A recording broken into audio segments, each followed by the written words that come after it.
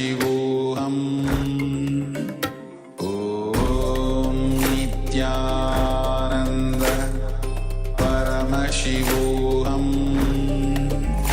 Om Nityananda Paramashivoham Om Nityananda Paramashivoham Om Nityananda Paramashivoham Om Nityananda Paramashivoham.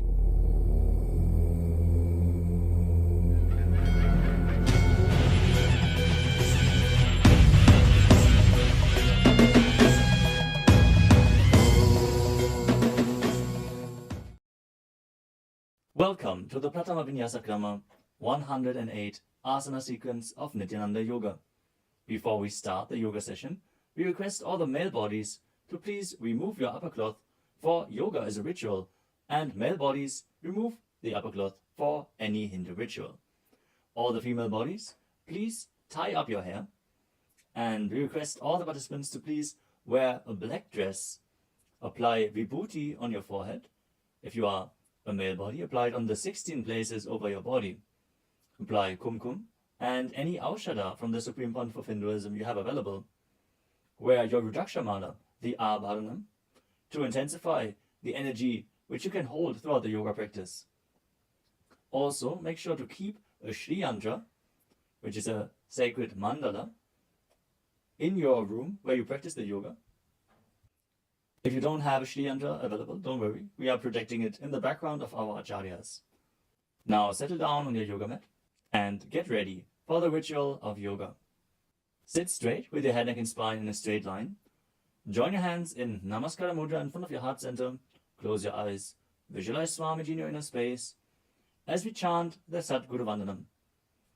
Nityanandam Paramasukadam Kevalam Jnanamurtim Dvandvatitam Gaganasadrasham Tattvamasyadilaksham Ekam Nityam Vimalamachalam Sarvadhi Sakshibhutam Bhavatitam Trigunarahitam Sadgurum Tam Namami. Next, we are going to chant the Shiva Mula mantra. Om Ham Haum Shivaya Namaha 11 times. Please follow along internally. Om Ham Haum Shivaya Namaha.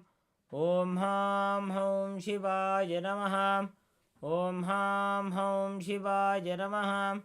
Om Ham Haum Shivaya Namaha. Om Ham Haum Shivaya Namaha. Om Ham Haum Shivaya Namaha. Om Ham Haum Shivaya Namaha. Om Ham Haum Shivaya Namaha. Om Ham Haum Shivaya Namaha. Om Ham Haum Shivaya Namaha. Om Ham Haum Shivaya Namaha. We will be performing the Tadvachamanam, the ritualistic cleansing. Now keep your hand, the right hand, in the shape of a cow's ear in the Gokarana Mudra, as our acharyas are demonstrating. Then take an udani of water, pour it into your right palm. We're going to chant a mantra thrice. Each time, sip the water from the bottom of your palm whenever the word Swadha is chanted. Om Atmatattvam Shodhayami Swadham. Take another udani of water. Om Vidyatattvam Shodhayami Swadham.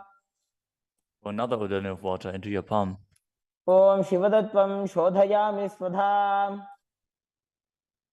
Now wash your right hand with the water from the Panchapacham and wipe your lips twice with the bottom of your thumb as we chant.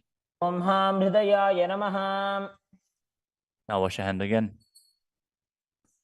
With the index, middle and ring fingers joined together, touch above the upper lip and below the lower lip. Wash your hand again. With the index fingers and thumbs joined together, touch the right nostril, the left nostril, and with the ring finger and thumb joined together, touch the right eye, and the right ear and the left ear. Wash your hand again. With the little finger and thumb joined together, touch the navel, the right chest and the left chest. And with all fingertips joined together, touch on top of the head, the right shoulder, left shoulder, and your heart center. Now wash your hand again.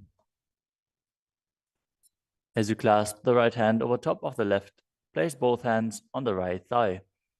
Set the sankalpa, the conscious resolution, what it is that you want to manifest today in today's Nityananda Yoga session as we chant the sankalpa mantra. ॐ ममोपात्त समस्त दुरितक्षयद्वारा भगवत् श्री नित्यानंद परमशिव प्रीत्यर्थम श्री नित्यानंदेश्वरी परमशिव शक्ति समेत श्री नित्यानंदेश्वर परमशिव प्रीत्यर्थम च अद्य पूर्वोक्त एवं गुण विशेषेण विशिष्टायाम् अस्यां शुभदितौ पूर्ण आरोग्ययुक्त दृढ़गात्र यौगिक शरीर सिद्ध्यर्थम परमशिव शक्ति आविष्करणार्थम नित्यानंद योगाभ्यासं करिष्ये. Now wash your hand once more as we chant. Om अपौपस्पृश्य. Keep your Panchapatram and Udani out of harm's way as we are getting ready to start the yoga. Now sit in a comfortable cross-legged position with your head, neck, and spine in a straight line. Bring the index fingers and thumbs joined together on top of the knees in Bindu Mudra. Engage the three bandhas, the energy locks, which are contracting the perineal region and pulling it in and up. The Uddiyana Bandha, the stomach lock, contracting your stomach muscles and pulling your stomach in and up towards your spine. And the Jalandhara Bandha, the throat lock, tucking your chin to the chest and internally contracting your throat muscles. Together they form Mahamudra Bandha, which is a great secret of the yogic practice and will enhance your yoga practice manifold. Next up is the visualization. Hold the visualization for the right context of each of the asanas. The first visualization is Lord Shiva. You will always be able to see the visualization in the top right corner of the screen. So whenever you don't know how the visualization looks, you can just check the screen. Next up is Samana Kumbhaka. Now fill your stomach with prana as you meditate on a flame in your stomach, kindling the prana and raising up your spine. Chant the japa soham and visualize it rotating around your throat until the nectar oozes out into your body. Let us now perform the first asana, which is Sukhasana. तत्सुखासनमित्युक्तम् अशक्तस्तत्समाचरेत् आसनं विजितं येन जितं तेन जगत्त्रयम्. The next asana is Parvatasana. Now bring your legs into Padmasana with the feet on top of the opposite thighs. Then bring your palms together in Anjali Mudra and raise them up above your head, keeping your elbows straight.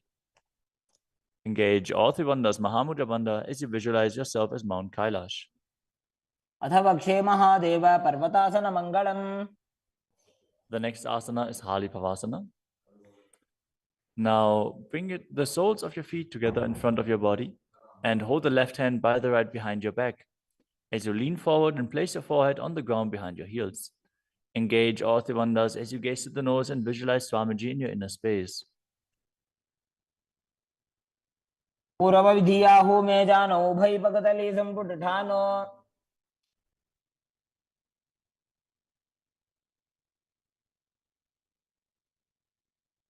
The next asana is Nagi Pavasana. Now keep the soles of your feet together and stretch your hands out in front of the feet, cupping your palms, placing them down on the ground as you place your forehead on the ground behind your heels. Engage all three bandhas and gaze to the tip of your nose, visualizing yourself as a snake. पूर्वविधिपर्यागाने नीचौ वेकहुनि फनास्यो लगाई.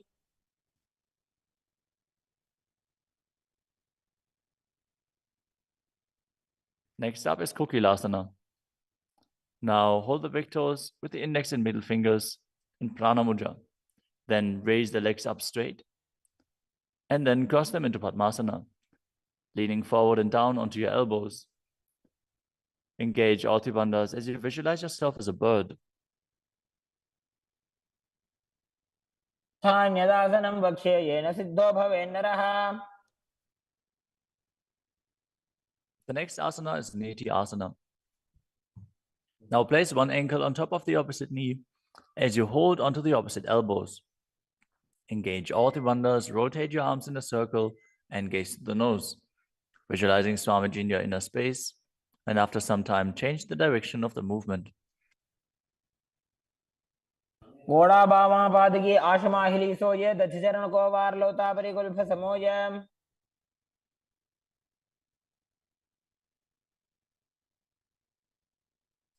The next asana is Gajasana. Now press your hands onto the ground, lifting your hips up high. Lower your head, then your chest, scooping the body forward and down again and again as you visualize yourself as an elephant. And perform Uddiyana Bandha, the stomach lock, and Mula Bandha, the root lock, as you do so. निब्जं पादाग्रे भूमौ कृत्वा लम्बी भूया मस्तकाग्रे निधाय.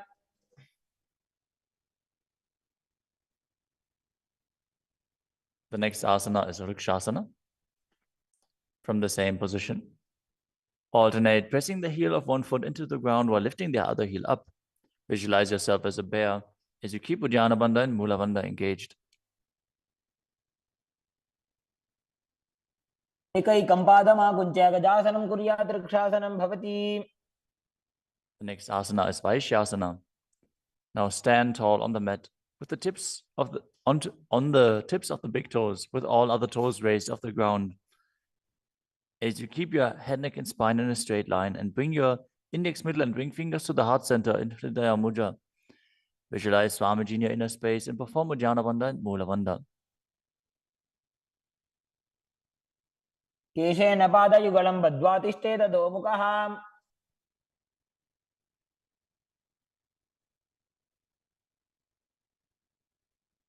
Next up is the Urdhva Janukarana. Stand with your heels touching, toes facing outwards at a 45-degree angle, and the knees bend in Arimandi. Now, bring both hands to the chest with the elbows parallel to the ground. Then lift one knee up towards the center of your body, followed along with the respective hand as you make circular motions on both sides again and again.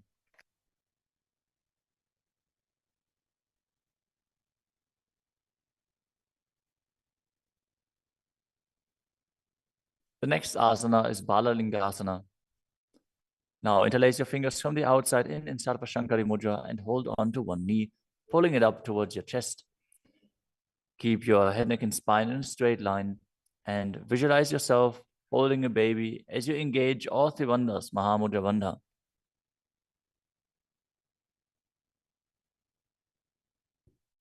एकं जानोरधियालिङ्ग्य स्थातव्यं बाललिङ्गनं भवति. You move on to Padapidanasana. Now take the foot and pull it behind towards your buttocks. Hold it with both hands. Be straight. Engage all three bandhas as you visualize Swamiji in your inner space. त्वैकस्मिन् पादतले कराभ्यां वेष्टयेत्तनुम्. The next asana is Natarajasana. Standing on one leg, hold on to one foot and extend it backwards as you lean forward and stretch your arm out in front in Bindu Mudra with the index finger and thumb touching as you visualize yourself dancing as Lord Nataraja and perform the Mula Bandha. उत्तानपादं क्रौञ्चं च मरीचिं वीरभद्रकम्. Now stand on the other leg and repeat Balalingasana on the other side, pulling the knee up towards your chest and visualize yourself caressing a baby. एकं जानोरधियालिङ्ग्य स्थातव्यं बाललिङ्गनं भवति. Now repeat Padapidanasana on the other side. Pull the other foot towards your buttocks and visualize Swamiji in your inner space, engaging all three bandhas. स्थित्वैकस्मिन् पादतले कराभ्यां वेष्टयेत्तनुम्. Now repeat Natarajasana on the other side, visualizing yourself as Lord Nataraja. नपादं क्रौञ्चं च मरीचिं वीरभद्रकम्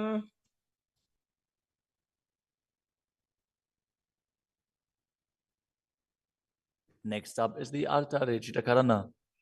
From Adimandi position, bring the right foot behind the other with the toes down and the heel up. Keep the left hand at the chest and swing the right arm back and forth, gracefully moving the fingers one by one. Now keep the right hand over top of the nose, uncross your ankles, and repeat the movement on the other side.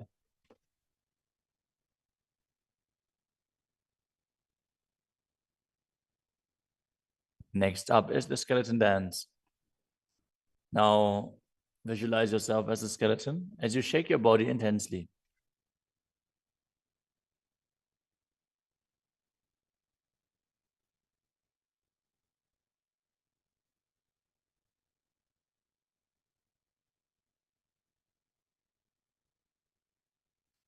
We move on to Katichina Karana.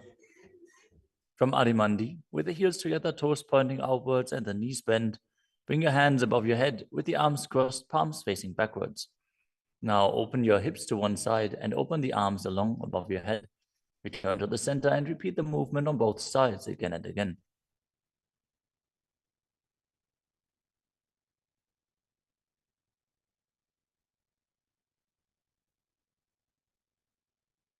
The next asana is Tadasana.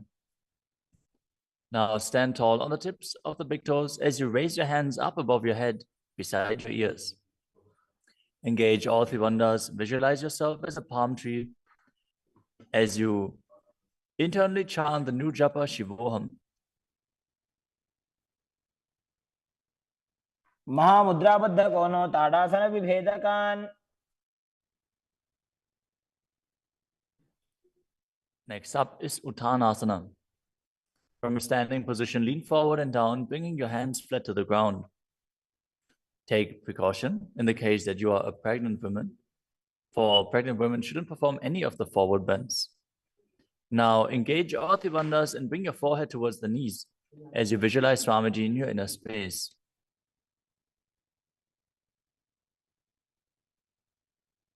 महामुद्राबद्ध कोनो ताड़ासन विभेदकान् The next asana is Tadakshvasana, the plank position. Now lower your body down onto your arms and feet as you tuck your chin to the chest and rotate your head from side to side, contracting your perineal region. Visualize Swamiji in your inner space. Keep breathing in the Samana Kumbhaka, filling your stomach with prana and visualizing a flame rising up your spine. गजासनवस्थित्वा मस्तकं वारं वारं दक्षिणकुक्षिं सव्यकुक्षिं नजेत्. The next asana is Bhujangasana. Now lower your entire body down onto your stomach as you keep the toes pointing backwards and your hands next to the chest. Now raise your head up using the strength of your lower back. Don't lift your body any higher than your belly button up. And open your mouth wide as you inhale through the hollow of your throat in Bhujangani Mudra. Visualize yourself as a cobra as you perform the Mula Bandha. अंगुष्ठनाभिपर्यन्तम् अधो भूमौ विनिन्यसेत्. The next asana is Shashasana. Now push your body up back into the plank position and alternate bringing one knee in towards your chest back and forth as you visualize Swamiji in your inner space and calmly breathe through your nose in Sahadra Kumbhaka. जासन संस्थितो जानुद्वयमाकुञ्च्य वारं वारं कर्तव्यं शशासनं भवति. The next asana is Rathasana. From a tall plank position, place one foot in between the two hands as you simultaneously jump one foot back and bring the other one in between the hands. Alternate again and again as you visualize yourself as a chariot. गजासन संस्थितो एकैकं पादं पुरोमार्गेण भ्रामयित्वा कर्तव्यं रथासनं भवति. The next asana is Vidavajrasana. Now keep one foot flat on the ground with the toes pointing forwards and the knee bent at a 90-degree angle. Now extend the other leg back, keep the knee straight and the toes pointed outwards. Raise your arms up parallel, pull the stomach in and up and gaze to your third eye, visualizing yourself as Lord Vidavajra as you perform Uddiyana Bandha and Mula Bandha. आशिष्टमतकौण्डिन्यमूर्धकुक्कुटमेव च. Now exchange the position of your feet and repeat Viravatasana on the other side. समतकौण्डिन्यमूर्धकुक्कुटमेव च The next asana is Vrikshasana, the tree posture. Now stand and bring one foot to the inner thigh as you bring your palms together in Anjali Mudra and raise them up above your head. Keep your elbows straight as you gaze forward and visualize yourself as a tree. अमोरुमूलदेशे च जाम्यं पादं निधायतु The next asana is Garudasana. Now bring the raised leg to the opposite hip. Join your hands in Namaskara Mudra in front of your heart center as you visualize yourself as Lord Garuda and engage the Mula Bandha. गरुडासनमावक्षे येन ध्यानं स्थिरं भवेत् Now stand on your other leg and repeat Vrikshasana on the other side. वामोरुमूलदेशे च जाम्यं पादं निधायतु Now repeat Garudasana on the other side, keeping the standing leg as straight as a rod and visualizing yourself as Lord Garuda. गरुडासनमावक्षे येन ध्यानं स्थिरं भवेत् The next asana is Trikonasana. Now stand and step one leg forward and the other one far back, keeping the front toes pointing forwards and the back toes facing sideways. Now bring your hands parallel to the ground and lean forward and down as you keep one hand down and the other one raised up. Gaze upwards, visualizing yourself as a triangle as you perform the Mula Bandha. उत्तानपादं क्रौञ्चं च मरीचिं वीरभद्रकम् Exchange the position of your feet. Step the other leg forward as you repeat Trikonasana on the other side. उत्तानपादं क्रौञ्चं च मरीचिं वीरभद्रकम् Next up is the Nikuttaka Karana. From Adimandi position, heels touching, toes pointing outwards and the knees bent, raise one heel off the ground and bring your hands in front of the heart center with the palms facing each other. Now stump the raised heel to the ground, raise the other heel up and exchange the position of your hands again and again.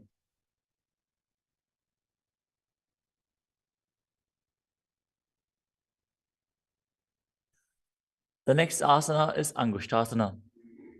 Now lower your body down onto the tips of your toes, placing the perineum on the back of your heels. Raise your knees off the ground and keep them together as you join your palms in front of your heart center in Namaskara Mudra.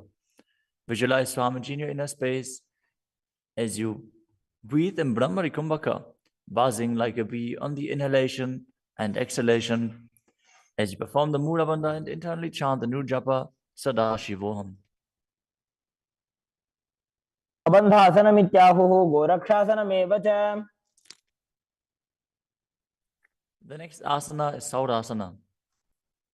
From the tips of the toes, extend one leg straight out with the heel down and the toes up. Keep your fingers down on the ground by the sides with the palms facing forward in Vara Mudra. Visualize Swamiji in your inner space as you perform the Mula Bandha. प्रसार्य एकं पादतलं संस्थाप्य त्वेकपादकम् The next asana is Virunanasana. Now, from Saurasana, lean forward and hold on to the big toe in Prana Mudra. As you hold the back heel with the other hand, balance. Visualize Swamiji in your inner space and perform the Mula Bandha. गुल्फस्थितो पादमेकं प्रसार्य तत्पादाग्रं संस्पृश्य तत्करेण Now exchange the position of your feet. Stretch the other leg forward as you repeat Saurasana on the other side. प्रसार्य एकं पादतलं संस्थाप्य त्वेकपादकम् Now again, lean forward and down, holding on to the front foot and the back heel. Repeating Virunanasana on the other side. स्थितो पादमेकं प्रसार्य तत्पादाग्रं संस्पृश्य तत्करेण The next asana is Brahmajarankushasana. As you keep the toes on the ground and the perineum placed on top of the heels, which are raised off the ground, keep a gap between your legs. and place the back of your hands on top of the respective knees.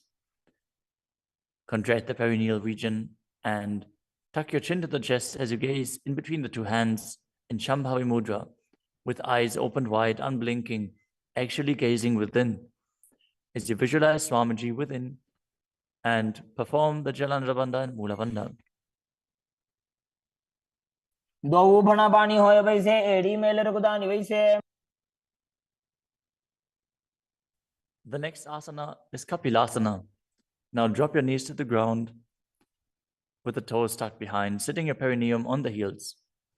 As you keep your hands on top of the respective thighs and pull your stomach in and up, contract the perineal region, gaze to the tip of the nose and visualize yourself as Sage Kapila Muni. उभय पगदली समटारावे तिनकी Mahuli core मिलावे.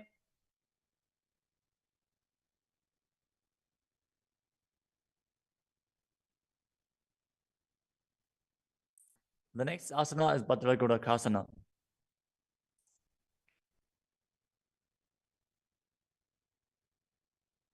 Maintain the same position as you shift your gaze up to the third eye.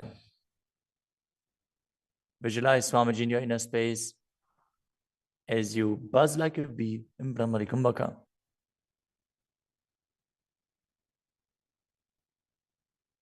दो वो पगदली संपुट करे कोरवारली भूपरि धरे.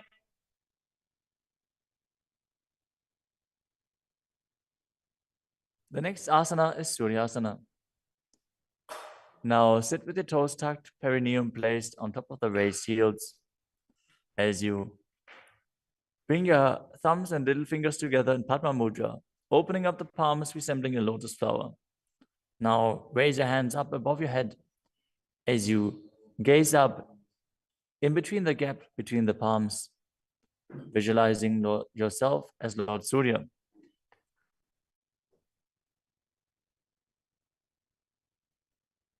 एड़ी दो गुदातरी आने फना पानी बैठक अब निठाने. The next asana is Mandukasana. Now sit with the toes flat, perineum on the heels. As you keep your hands on top of the knees, lift the tongue up against the roof of your mouth. As you catch the nectar of immortality dripping from the Sahasrara chakra with your frog tongue, as you visualize yourself as a frog in Manduki Mudra. Gaze to your third eye, breathe calmly through your nose in Sahajra Kumbhaka as you perform the Mula Bandha. तलो पृष्ठ देशे अंगुष्ठे द्वे च संस्पृशेत.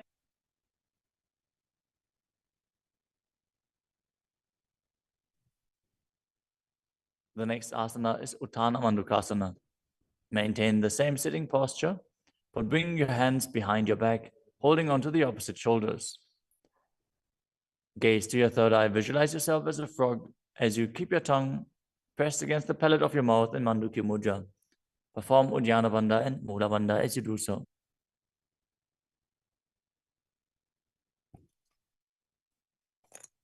मंडूकासन मध्यस्थं कुर्पराभ्यां धृतं शिरः. The next asana is Simhasana. Now cross your ankles and sit on your feet. As you keep the knees wide, fingers spread on top of the knees, open your mouth wide, stick out your tongue and exhale forcefully as you gaze at the tip of your nose and visualize yourself as a lion.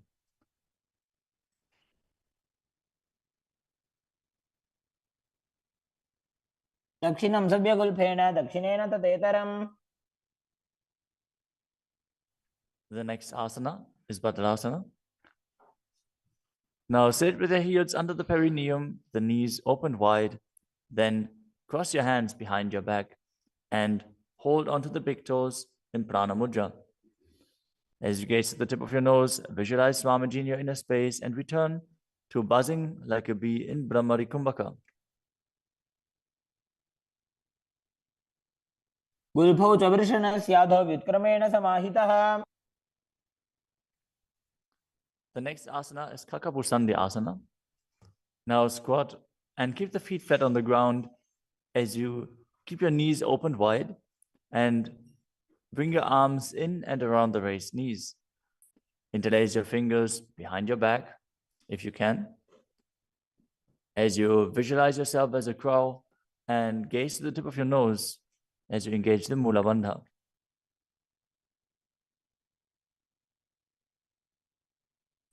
तमे वेशक उगत ठाने दो गोहा तपगमी च आने. The next asana is Kanipavasana. Now keep the palms on the floor, shoulder width apart. Bring your knees onto the back of your arms towards your armpits. Lean forward, raise your feet off the ground as you visualize Swamiji in your inner space and balance on your arms. को गुण आशी दुष्टता होई तो आछी होई. The next asana is Kapali Asana. Now place your hands on the ground, shoulder width apart. Bring the top of your head onto the ground. Please take precautions if you have any neck injuries or high blood pressure. Any of the inverted postures. Now bring your knees onto the elbows, your hips over the shoulders, and straighten your legs up as you gaze to the nose and visualize Swamiji in your inner space. Isha धरती टेकी पग दो वो मिलीवा ऊंचा को करे.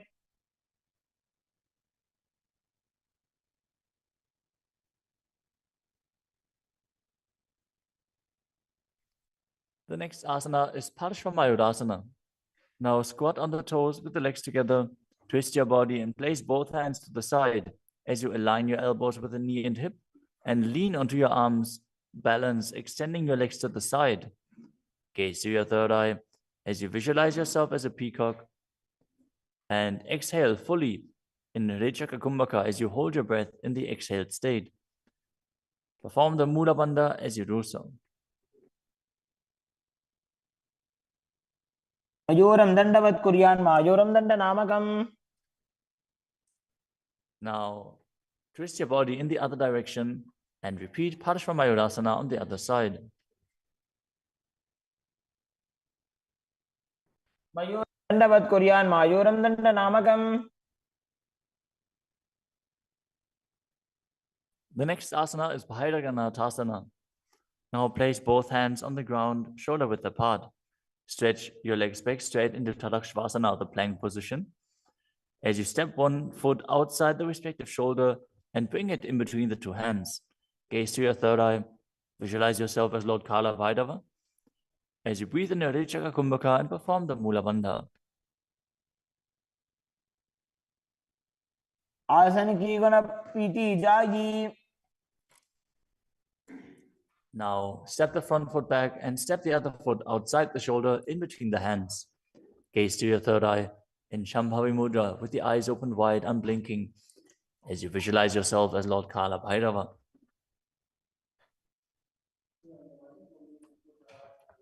आसन को गुण पीती जाई.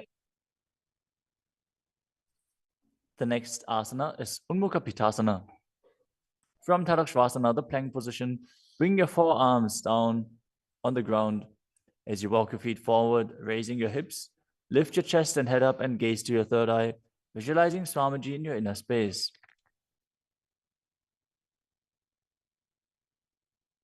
भून्यस्तो जानुनी हस्तो चतुष्पदम वाङ्मुखम.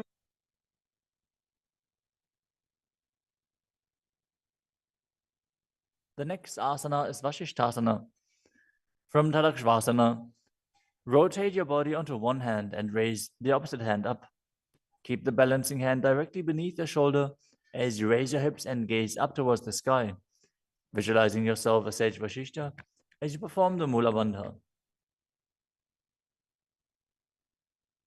ऊर्ध्व कुक्कुट वासिष्ठ मरीचि हल मत्स्यकम. Now twist your body in the other direction. Balance on the other hand as you repeat Vashishthasana.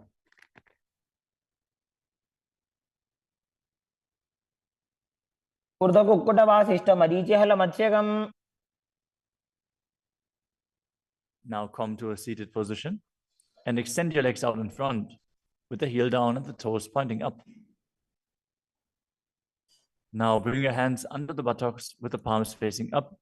Keep your spine straight, elbows close to your body. Tuck your chin to the chest. Contract the perineal region. As you gaze to the nose, visualize yourself as Lord Hanuman. and internally chant the new japa Mahasadashivoham.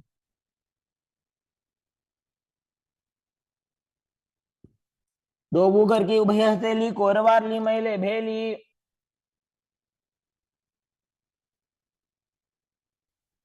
Next up is Paschimottanasana. Now visualize Swamiji in your inner space as you lean forward and down, holding onto the big toes in Prana Mudra. Perform Mahamudra Bandha, all three bandhas engaged, and exhale all the air from your lungs in Lichaka Kumbhaka. जानो बरिला लाटंतो पश्चिमं दानमुच्यते. The next asana is Ugrasana, with your legs straight. Interlace your fingers behind your neck. Lean your chest forward and down, bringing your head to the knees by the strength of your core. Engage all three bandhas as you visualize Kali in your inner space. शुभानिभ्यां दृढं धृत्वा जानुपरि शिरोन्यसेत्. The next asana is Marichi Asana. Now, sit with the legs extended, bring one heel to the groin with the knee raised, and reach your arm in and around the raised knee as you clasp your hands behind your back. Bring your chest to the thighs, head to the knee, and visualize yourself as Sage Marichi. उत्तानपादं क्रौञ्चं च मरीचिं वीरभद्रकम्.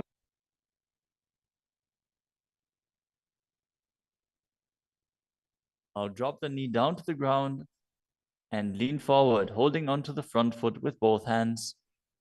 As you exhale all the air from your lungs, gaze to the nose, visualize Swamiji, and perform Mahamudra Bandha in Mahamudrasana. मुद्रां प्रवक्ष्यामि तन्त्रेऽस्मिन् मम वल्लभे. Now extend the other leg out. Bring the other heel towards the perineum with the knee raised. As you lean forward and interlace your fingers behind your back, in Marichi Asana on the other side. उत्तानपादं क्रौञ्चं च मरीचिं वीरभद्रकम्. Now drop the knee down, lean forward, hold onto the foot, engage all three bandhas, repeating Mahamudrasana on the other side. महामुद्रां प्रवक्ष्यामि तन्त्रेऽस्मिन् मम वल्लभे. The next asana is Bhadrasana 2. As you sit and bring the soles of the feet together with your heels close to the perineum, keep your knees wide, hold your feet firmly with both hands, and maintain a straight spine as you gaze to the nose and visualize Swamiji in your inner space. उल्भौ तु वृषणस्यादः सीवन्त्याः पार्श्वयोः क्षिपेत्.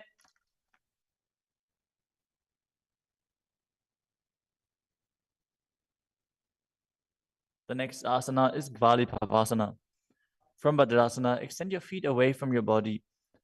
Keep the toes together, heels apart, knees wide open. As you place your hands on the respective knees, tuck your chin to the chest and gaze to the nose. Visualize Swamiji in your inner space. Perform the Jalandhara Bandha and Mula Bandha. पूर्वचरपट चौक कहियो सोजी वाही विधियो की जे सोई. The next asana is Joni Asana. Now sit, keep the soles of the feet together and the heels close to your perineum as you visualize the Yoni Mandala, which is projected on the screen. Now hold the soles of the feet as you lean forward and down and bring the forehead to the feet as you gaze to the nose and perform the Mula Bandha. दोगो भगतली संपुट करे एड़ी मेड़ के ढिंग धरे.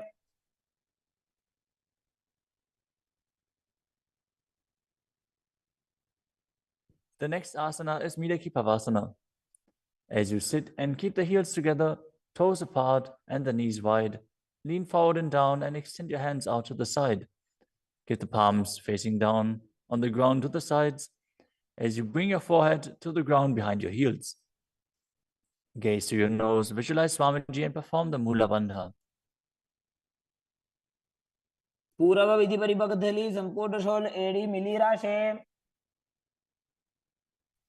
Next up is Siddha Samadhi Asana. Now sit and keep the toes together, heels apart. As you bring your arms below the shins, extend them out to the sides and keep the palms facing up. Bring your forehead to the ground above your feet as you bring your toes near your throat if you can. Gaze to the tip of your nose, visualize Lord Surya in your inner space, and perform the Mula Bandha. दोबो पकतली संपुट करे शोले मेड़ आगा में धरे. Next up is Chinaki Pavasana. Now sit and keep the heels together, toes apart, as you hold the feet and open them up like a book, bringing the backs of your hands onto the ground and the elbows pressing down on the thighs. Gaze at the nose and visualize Swamiji in your inner space. दो बगांगी एड़ी धरती मगिवा मेड़ लगावे. The next asana is Chatapata Chukasana. Sit and bring the soles of the feet together with the heels at your perineum. Open the knees and place your hands on top of the knees as you gently press them down. Pull your stomach in and up, gaze to your third eye as you visualize Swamiji in your inner space. दोबो पकतली संपुट धारे आगा ने करजार पसारे.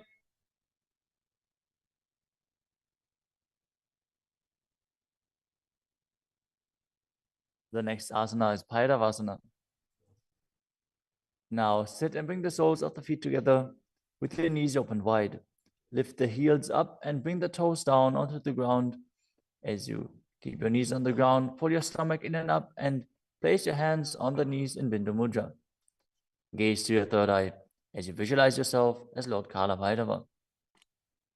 उल्भव संपेड्य जान्योन्यं विक्रमेणोत्थितं शनैः.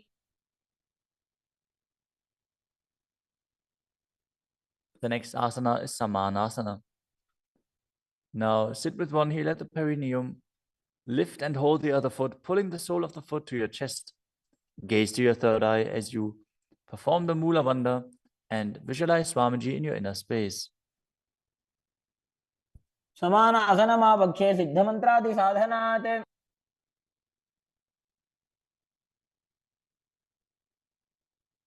The next asana is Apanasana. As you sit, place one leg on top of the respective shoulder and raise the other foot upwards and straight. Keep the hands on the ground to the sides as you gaze to your third eye and visualize Swamiji in your inner space. परं पादमेकं च स्कन्धे चारोपि यत्नतः. Now repeat Samanasana on the other side. Bring the other heel towards your perineum and pull the opposite foot towards your chest. समान आसनमावक्षे सिद्धमन्त्रादि साधनात्. Now repeat Apanasana on the other side. Bring the other leg over top of the respective shoulder, extending the opposite leg forward and up.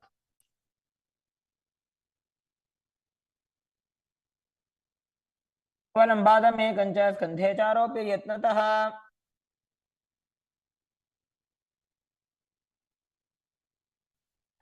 Next up is Gomukhasana. Now sit and cross one leg over the other, aligning the knees at the center of your body with the feet by the opposite hips.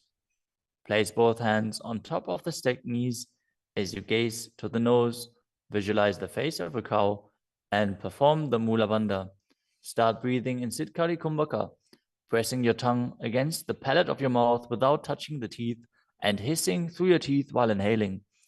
Internally chant the new japa Om Nityanandoham. सव्ये दक्षिणगुल्फं तु पृष्ठपार्श्वे नियोजयेत्. The next asana is Anasuyasana. Now maintain the same posture. Hold on to the big toes of the feet in Prana Mudra as you gaze to the tip of your nose and visualize yourself as Rishika Anasuya. Engage Uddiyana Bandha and Mula Bandha. दक्षिण कोडो नीचो ठाने वावोता के ऊपर आने. Maintain the same position. Interlace your fingers behind your back and lean forward and down as you bring your chin over the knees, the nose towards the ground, and Visualize yourself as Rishika Anasuya in Anasuyasana 2. जीमणा गोदा की संधि उपरिड़ा वा गोड़ा की संधि. The next asana is Garudasana 2.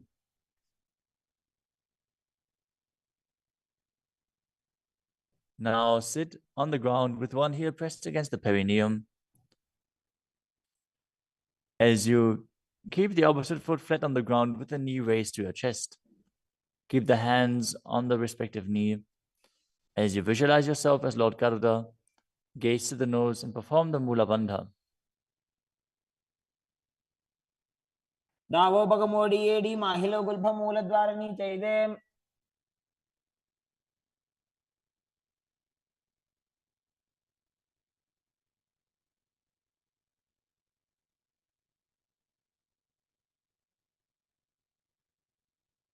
The next asana is Naradasana. Now, sit and place your perineum on top of one heel as you interlace your fingers behind your neck and twist your elbows outside of the raised knee. Gaze to your third eye and visualize yourself as Narada as you perform the Mula Bandha. पिष्टि जवाम पगदली केरी भूपरिता हिलगा बेफेरी. Next up is Matsya Pitakasana. Now place one foot on top of the opposite thigh. Wrap the respective arm around the knee, holding onto the opposite shin as you hold the big toes with the other hand in Prana Mudra. Visualize yourself as Matsya, the fish avatar of Lord Vishnu, as you perform the Mula Bandha. नवामांगुष्टंतो गृहीतं मध्य पीठकम्.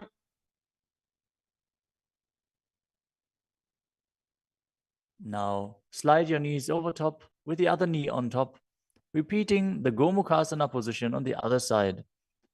Gaze to the nose and visualize the face of a cow as you keep hissing through your teeth without the tongue touching your teeth. In Siddhkari Kumbhaka.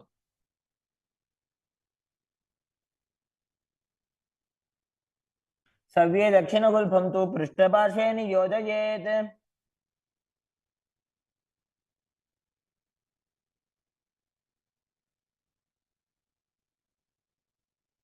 Next up is Anasuyasana on the other side. Hold onto the big toes as you visualize yourself as Rishika Anasuya.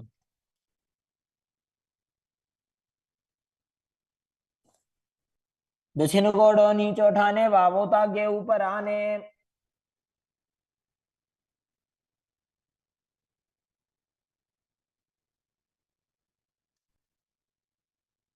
Now, from the same position, interlace your fingers behind your back and lean forward and down, chin over the knees, nose towards the ground in Anasuyasana 2.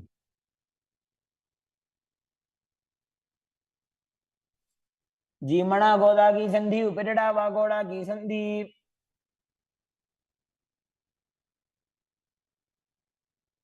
Now repeat Garudasana 2 on the other side, bringing the other heel towards the perineum, knee raised, hands on the knees, as you visualize yourself as Lord Garuda.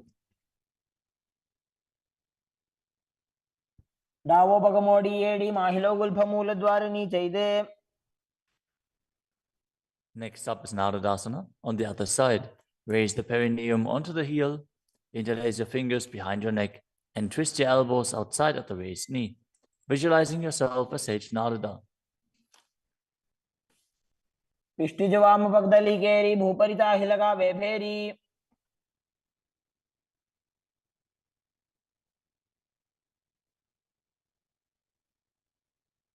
Next up is Matsya Pitakasana on the other side.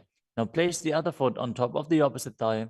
Hold on to the shin and the big toe of that foot as you visualize Matsya, the fish avatar of Vishnu. वामे नवामांगुष्टंतो गृहीतं मध्य पीठकम्. Next up is Matsendrasana. Now place one foot on top of the opposite thighs as you place the opposite foot on the ground, flat. Twist and bring the elbow outside of the raised knee. Keep your raised arm by the neck. Turn your head back and gaze to your third eye, visualizing Matsyendranath, the great sage and master of Hatha Yoga. उदरं पश्चिमाभासं कृत्वा तिष्ठति यत्नतः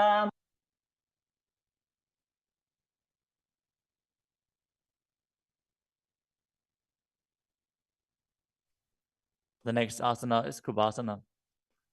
From Matsyendrasana, twist and bring your elbow outside of the raised knee as you extend your hand down to the foot, keeping the opposite hand at the respective ear. Twist your body back. Gaze back and up towards your third eye, visualizing yourself as a camel. आसन को गुण झोल हो जाए. Next up is Matsyendrasana 2.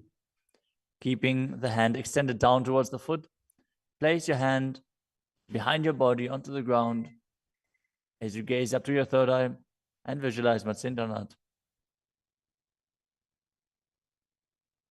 मत्स्येन्द्रपीठं जठर प्रदीप्तिं Prachanda रुक्मण्डल खण्डनास्त्रम्. Now repeat Matsyendrasana on the other side. Extend the other leg out. Bring the opposite foot onto the thigh as you twist your elbow outside of the raised knee and gaze back.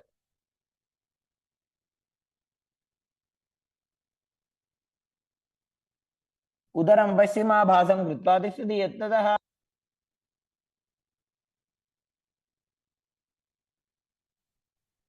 The next asana is Kubhasana on the other side. Now hold on to the front big toe in Prana Mudra as you keep the other hand towards the respective ear, gazing back and up towards your third eye and visualizing yourself as a camel. आसन को गुण झोल हो जाए. The hand to the ground behind you. Twist your body even further as you visualize Matsyendranath in Matsyendrasana 2.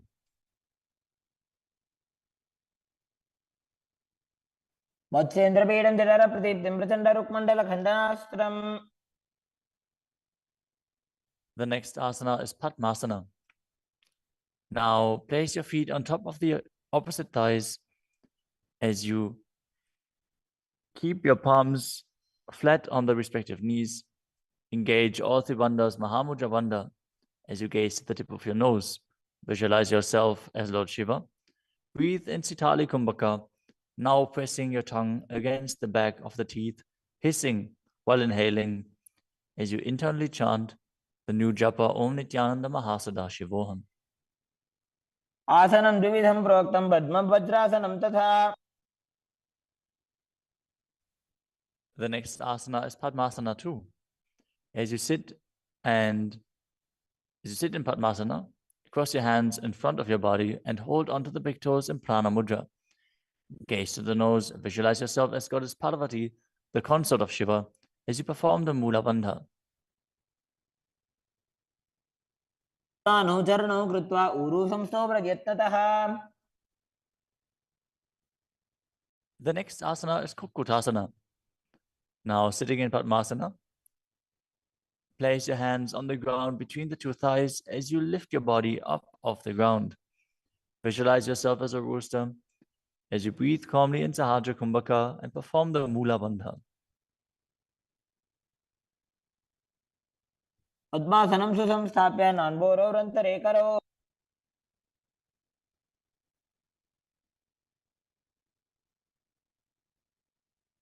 The next asana is Baddha Keki Asana. From Padmasana, raise up onto the knees as you bring your hands flat on the ground with the fingers pointing backwards. Keep the elbows together, press them against the navel, and then lean forward. Find balance and extend your knees up off the ground. Visualize Swamiji in your inner space as you perform the Mula Bandha.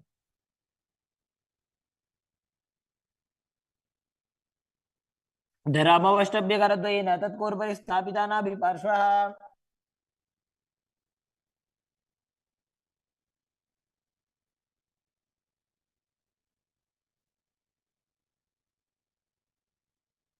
The next asana is Mayurasana.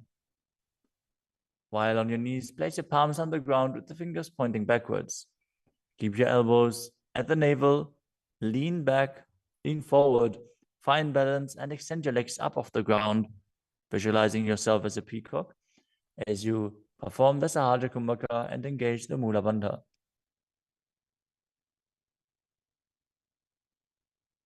अथ वक्षे Mahadev मयूरासनमुत्तमम्.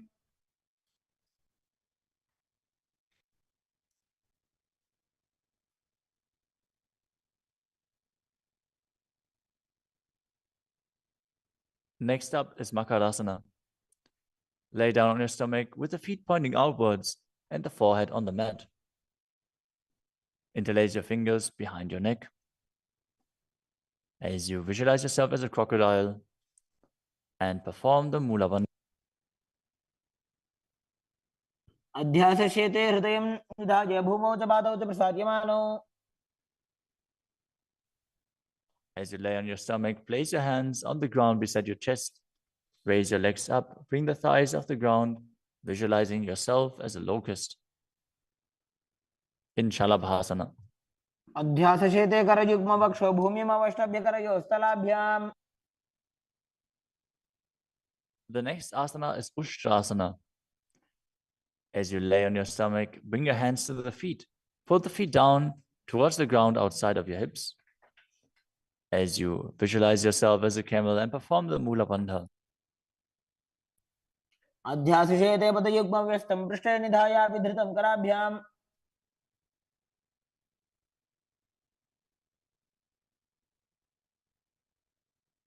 The next asana is Dhanurasana.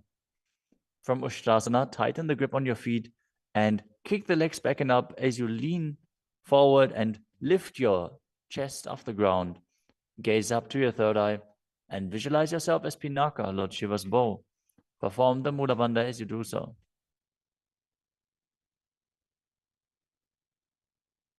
त्रिसार्यपादौ भुविदण्डरूपौ करौ च पृष्ठे धृतपादयुग्मम्. The next asana is Bhagasana. Now come to a kneeling position with your feet flat on the ground, sitting in between the two heels. Place your hands on top of the knees. Visualize Swamiji in your inner space. Breathe calmly through your nose in Sahaja Kumbhaka. As you gaze to your third eye, contract the perineal region in Mula Bandha and internally chant Om Nityananda Paramashivoham. उल्टा मोड़ी पाओ तो वैसे बहुरो जगते करे कैसे. The next asana is Gohi Asana. From the kneeling position, place your elbows on the ground, shoulder width apart. As you interlace your fingers, bring your head towards the ground and hold it with your hands. Now raise your hips up. Walk your feet forward until your hips align with your shoulders. And then raise your legs up off the ground and pull the knees close to your chest.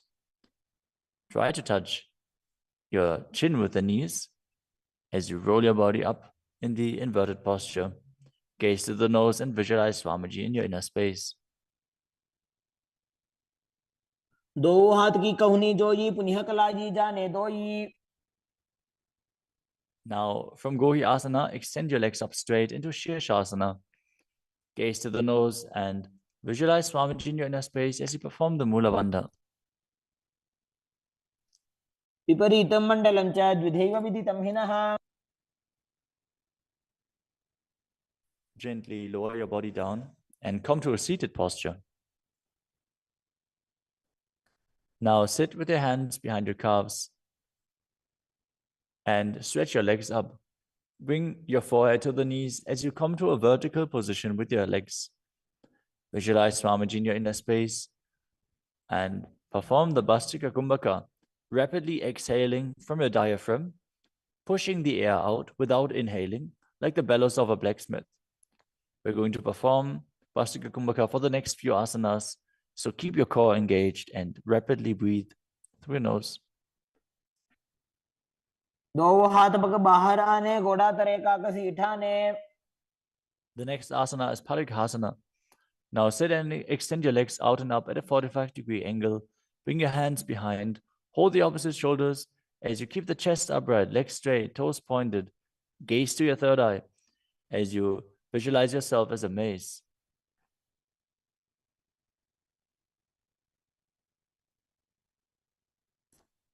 उत्थानशयनं कृत्वा पादौ मिलित्वा प्रसार्य keep breathing rapidly as you sit and extend your legs out and up at a 45-degree angle. Keep your arms parallel to the ground or bring them down to the ground as you gaze to your third eye and visualize yourself as a boat in Naukasana. उत्थानशयनं कुर्पराभ्यां भूमिमवष्टभ्य. Next up is Rudrasana. Now sit and lift your feet up. Scoop your hands under the heels and pull the feet towards your chest. Keep your spine upright, gaze to the nose as you visualize yourself as Lord Rudra. Perform the Mula Bandha as you do so. The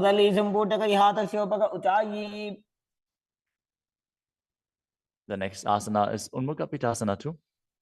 Now lay down on your back with the feet flat on the ground, the knees raised up. Bring your palms down to the ground with the fingers just touching the back of your heels. Lift your hips up high. Press the feet into the ground as you tuck your chin to the chest, gaze to the nose, and visualize Swamiji in your inner space. ऊर्ध्वे च जानुनी कृत्वा शवित्वोर्ध्वमुखं तथा उत्थाप्य हस्तौ तिष्ठेत्तु पीठ उन्मुखनामके. Now lower your body down flat onto the ground.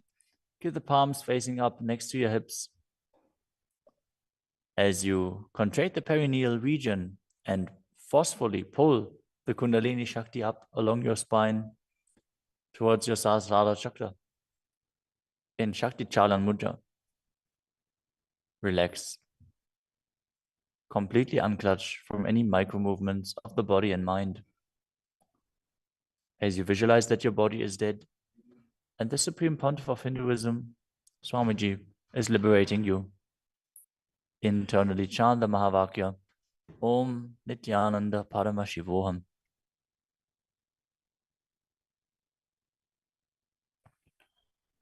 उत्तानं शववद्भूमौ शयनं तोषवासनं शवासनं श्रान्तिहरं चित्तविश्रान्तिकारकम्.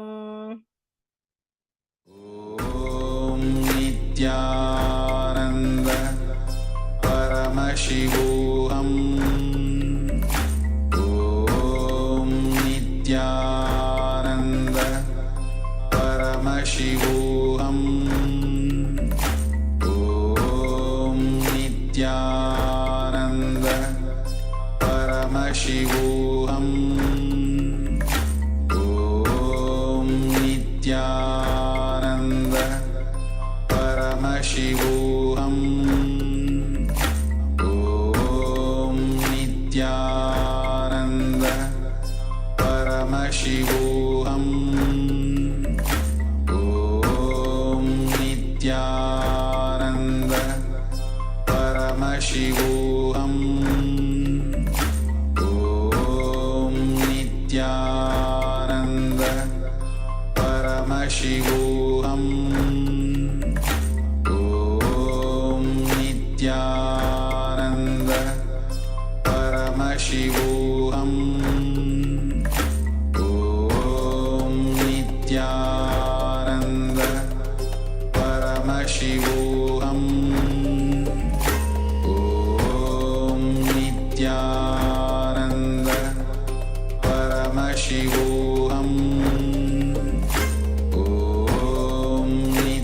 ॐ नित्यानन्द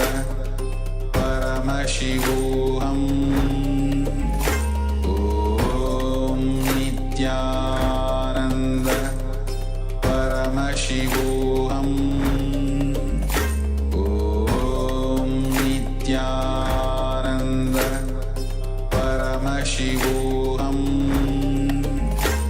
ॐ नित्यानन्द परमशिवोऽहम्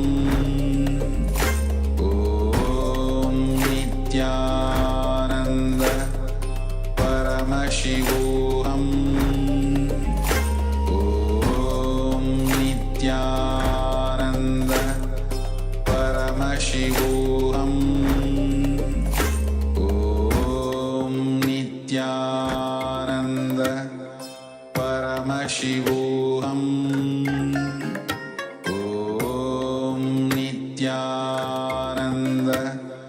Paramashivoham. Now, slowly return to your physical body. Start to wiggle your fingers and toes, your wrists and your ankles, your elbows and your knees. Pull your knees up towards your chest and rock your body from side to side as you return to a comfortable seated position.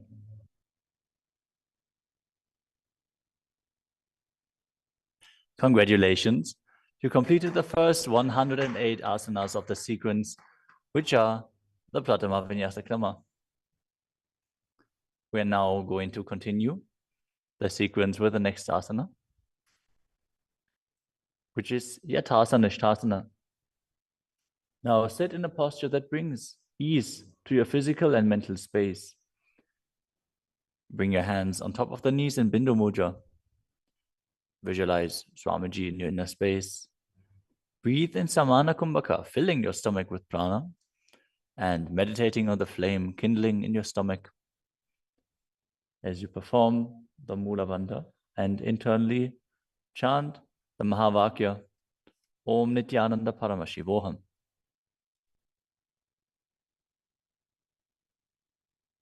पर्यङ्कं तत्समाख्यातं यथासंस्थं यथा स्थितिः. Next up is Samasana. Now sit in a cross-legged position. Keep your hands on the knees with the thumbs and index fingers touching. Take a long, deep inhalation and hold your breath.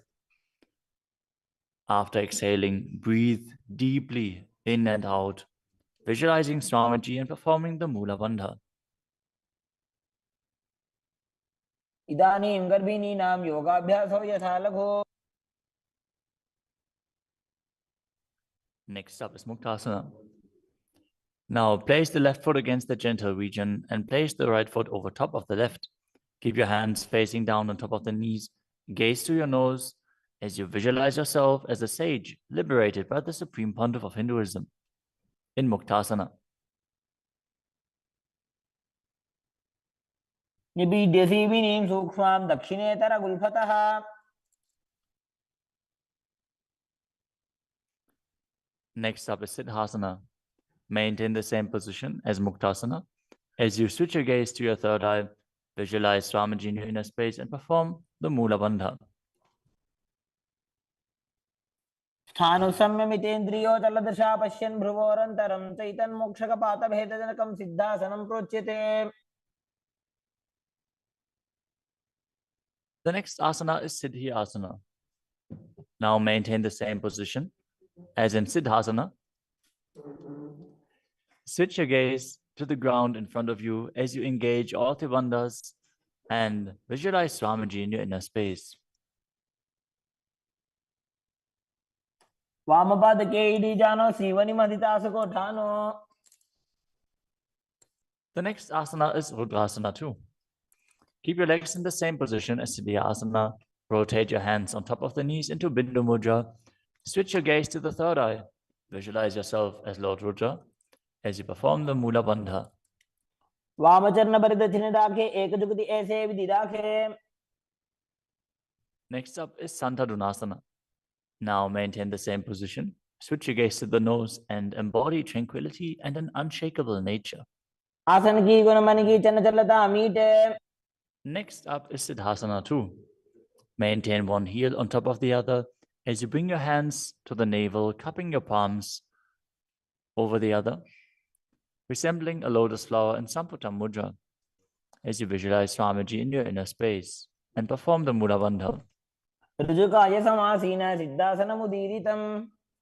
The next asana is Bandha Yoni Asana. In this asana, we are going to perform the Shanmukhi Mudra, which can increase blood pressure. So if you have blood pressure related issues, don't perform this asana.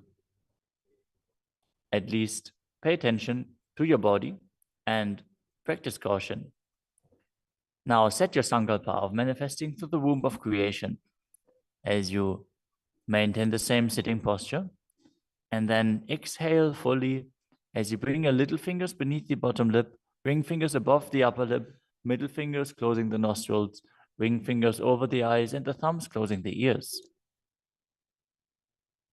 मध्ये महादेव बन्धयोन्यासने शृणु. The next asana is Virasana. Place one foot on the thigh and the other foot under the opposite thigh. Touch your thumb and index fingers together in Bindu Mudra. Place them on top of the knees as you embody the space and state of bravery. Vida. एकं पादमथैकस्मिन् विन्यस्योरुणि संस्थितः. The next asana is Valmikasana. Now keep the left heel on the right side of the regenerative organs and the toes under the thigh, with the right foot on top of the left, with the toes by the knee. Keep your hands on the knees, thumbs and index fingers touching. Gaze to your third eye and visualize Sage Valmiki, the great poet, sage, and author of Ramayana. डावा पग की भगदली पुनि एड़ी है Zoya. The next asana is Joni Mudrasana. Now keep your legs in the same position. Switch your gaze to the nose as you visualize the Yoni Mandala, which is representing Devi Parashakti and is a representation of the creative energy of the universe. वाम की भगदली जाहि माहिली कोरे.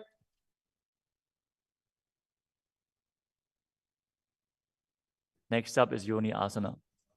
Keep your feet and hands in the same position as you switch your gaze to the third eye and keep visualizing the Yoni Mandala, which is projected on the screen. योन्यासनं पर्वतेन योगं योगफलेनिलम्. The next asana is Bhadrasana 3.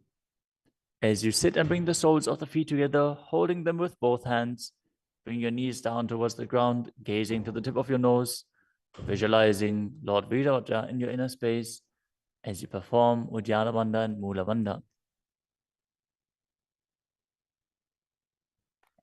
गुल्भौ च वृषणस्यादः सीवन्त्याः पार्श्वयोः क्षिपेत्.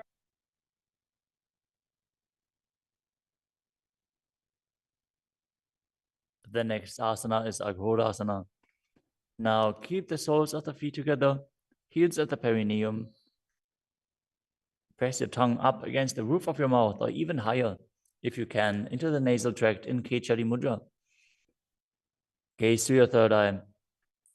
As you cover your mouth with the right hand, close the left nostril with the index finger.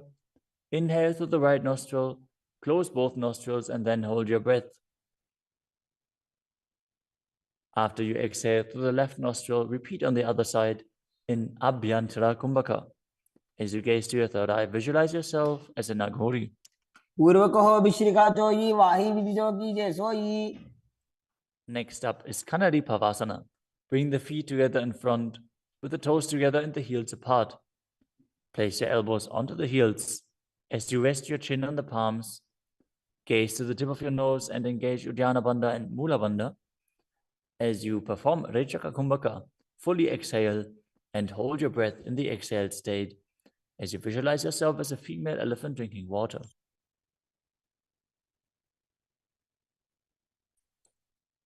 वाली पाव आसन कख्यो है जैसे Yahoo में जाने विधि जैसे.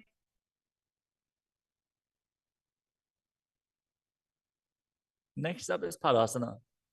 Now sit with the knees raised, arms between the thighs and calves, and interlace your fingers as you lift your feet off the mat. Gaze to the nose and visualize Swamiji in your inner space as you perform the Mula Bandha.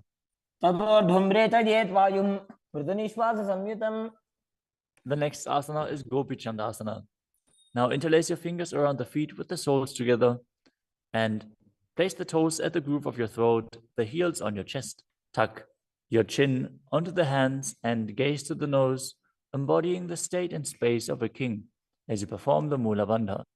पूर्व विधि बगा का अंगूठा कंठ को ऊपर आशे.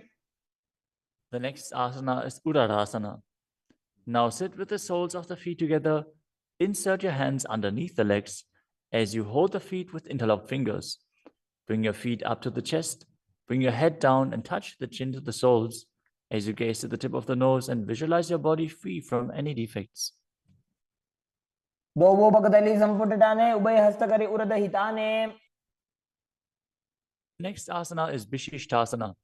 From the same position, raise your feet up even higher. Bring your feet in front of your face with the interlocked fingers in front of your forehead. Visualize yourself excelling in everything as you perform the Mula Bandha. ದೋವು ಪಕ್ಕದಲ್ಲಿ ಜೋಡಿ ಸಂಪುಟ ಕರೆ. The next asana is Bhujasana.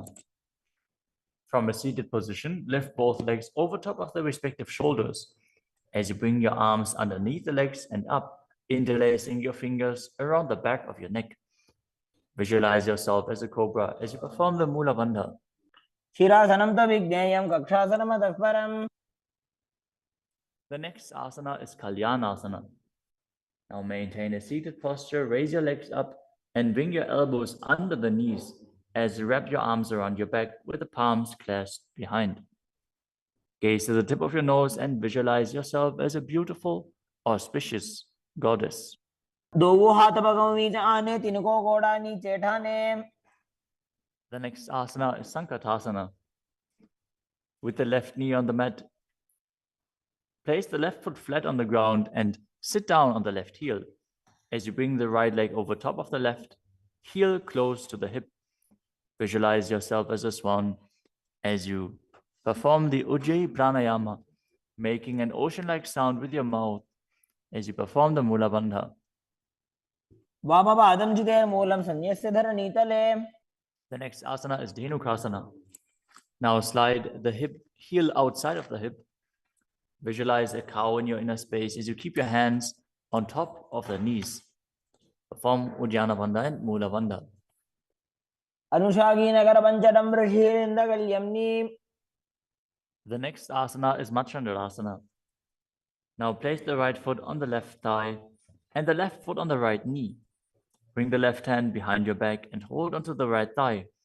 As you place the right hand on the left thigh, twist your body and gaze to your third eye, visualizing Swamiji in your inner space and performing the Mula Bandha.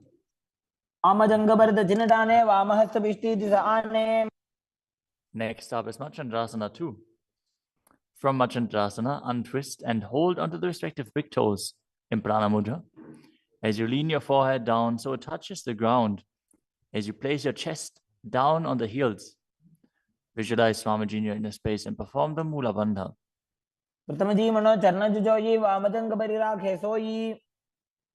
Now interlace your fingers and place them on the top knee.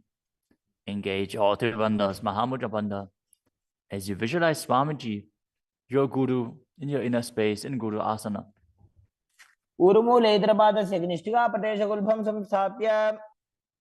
Now again, sit down on the heel, this time on the right foot, as you keep the top of the foot on the ground and interlace your fingers on top of the other knees, visualizing yourself as a swan. Now slide the heel outside the hip. Place both hands on top of the up knee as you visualize a cow in your inner space in Dhenukasana on the other side. Next up is Machandrasana on the other side. Bring the left foot on the right thigh and the right foot on the left knee. Twist your body, keep one arm behind your back and hold on to the opposite thighs as you gaze to the third eye and visualize Swamiji in your inner space.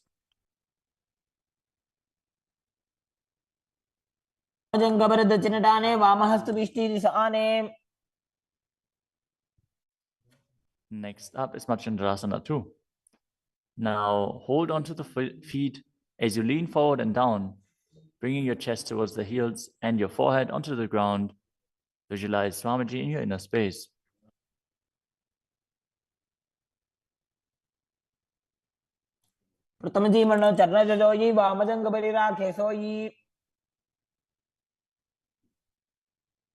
Now place your hands interlaced on the top knee as you visualize Swamiji, your Guru, in Guru Asana, engaging all three bandhas.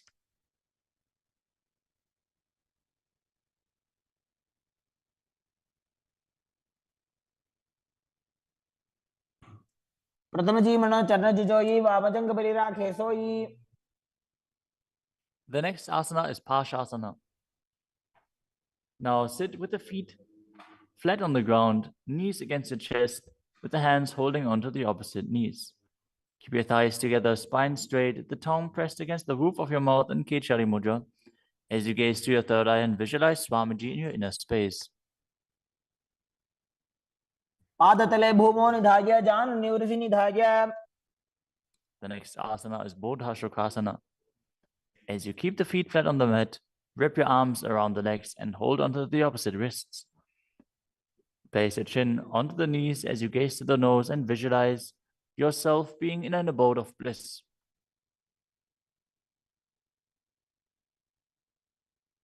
तो वो भगतली भूपति धरे कोरमा हिरी ऐसे करे. The next asana is Kurakatasana. Maintain the same position, but place your arms under the knees and hold onto the opposite elbows. Gaze to your nose. Keep your tongue pressed up in Kechari Mudra, visualizing Swamiji in your inner space. दो वो हाथ पग बाहर लावे गोडा नीचे ले टहरावे. Maintaining the same hold beneath the knees, bring the right foot over top of the left so the heels cross with the toes pointing up. Gaze to your nose and visualize the great sage and Maharishi Sumati in Sumati Asana.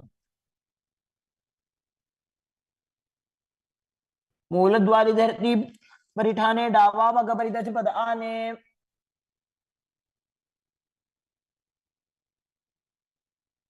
The next asana is Dandasana. Now extend your feet out straight with the arms raised straight above your head. Interlace the fingers with the wrists pointed outwards. As you engage all three wonders, gaze to the nose. Visualize Swamiji in your inner space. Perform Mahamudra Bandhan. इदानीं गर्भिणी नाम योगाभ्यासो यथा लघो. The next asana is Arambhasana. Now sit with your legs straight. Hold the big toes in Prana Mudra with index and middle fingers. As you lean your chest forward and down, bring your head to the knees. Inhale through the left nostril and exhale through the right. Perform Nadi Shodhana as you visualize Swamiji in your inner space.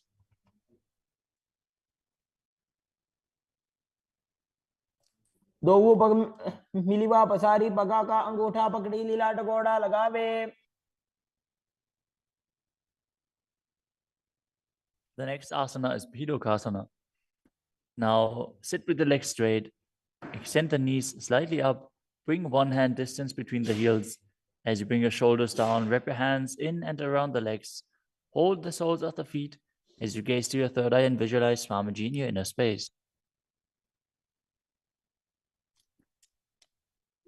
प्रथम बैसी दो वो पाव पसारी कछुक ऊर्धको गुरडो डारे. The next asana is Jalandhari Pavasana. Now extend both legs out with the heels together. Place your chin on the heels as you insert your hands below the legs.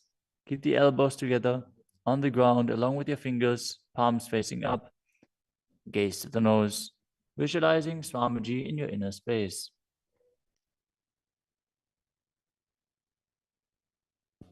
दो एड़ी मेली के दीजे हाथ पसारी. The next asana is Urdhva Paschimottanasana. As you sit with the legs extended, lift one foot behind the neck. Lean forward and down as in Paschimottanasana. As you visualize Swamiji in your inner space. If you can't, bring your leg behind your neck.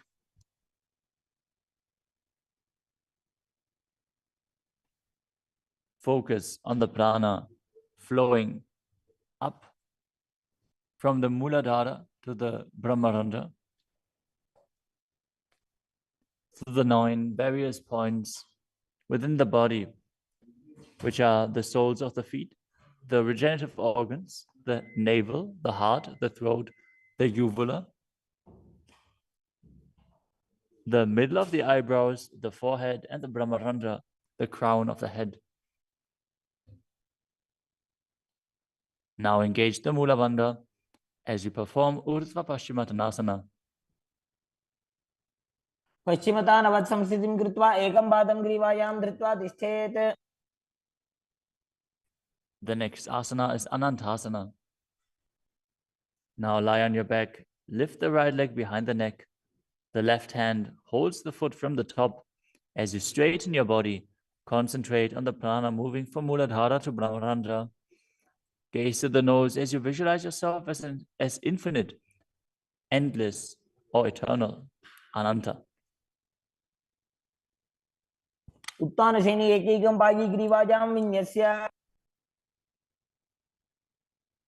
The next asana is Ankushasana. From Anantasana, rest on the elbow of the hand holding the foot. Concentrate on the prana flowing up as you gaze to the nose and feel in complete control. उत्तानशयित एकैकं पादं ग्रीवायां विन्यस्य. The next asana is Drushasana. Lie down on the back as you bring your knees to the chest. Encircle your thighs and calves with your arms as you rock your body from side to side, visualizing Swamiji in your inner space. उत्तानशयनं जानुनी हृदयवष्टम्भ. Now bring the other leg behind your neck. Repeat Urdhva Paschimottanasana on the other side. Again, if you can't bring your leg behind your neck, just pull it up as high as you can and then lean forward. Hold on to the foot. पश्चिमतानवत् संस्थितिं कृत्वा एकं पादं ग्रीवायां धृत्वा तिष्ठेत्. Now with the leg still behind your back, straighten your body, lay on your back, hold onto the foot with the opposite hand as you gaze to the nose and visualize yourself as being endless. उत्तानशयनि एकैकं पायी ग्रीवायां विन्यस्य. Now roll onto your elbow and feel in complete control in Ankushasana. उत्तानशयित एकैकं पादं ग्रीवायां कुर्वन्. The next asana is Yoga Nidra. As you lie on your back, lift your legs one by one up behind your head. Hold your hands behind your back as you gaze to the nose. Visualize Swamiji in your inner space and focus on the upward flowing prana. पादाभ्यां वेष्टयेत् कण्ठं हस्ताभ्यां पृष्ठबन्धनम्. The next asana is Atmadhammasana. While laying on your back, raise your legs towards your head, wrap your hands around the legs and interlace your fingers behind your neck. Gaze to the nose as you visualize Lord Vishnu blessing you from within.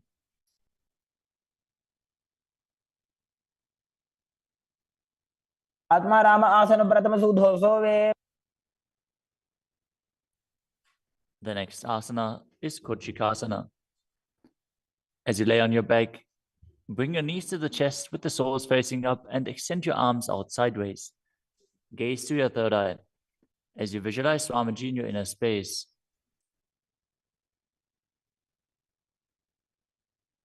हाथ सीधा सागरे 300 उभय सभा करे.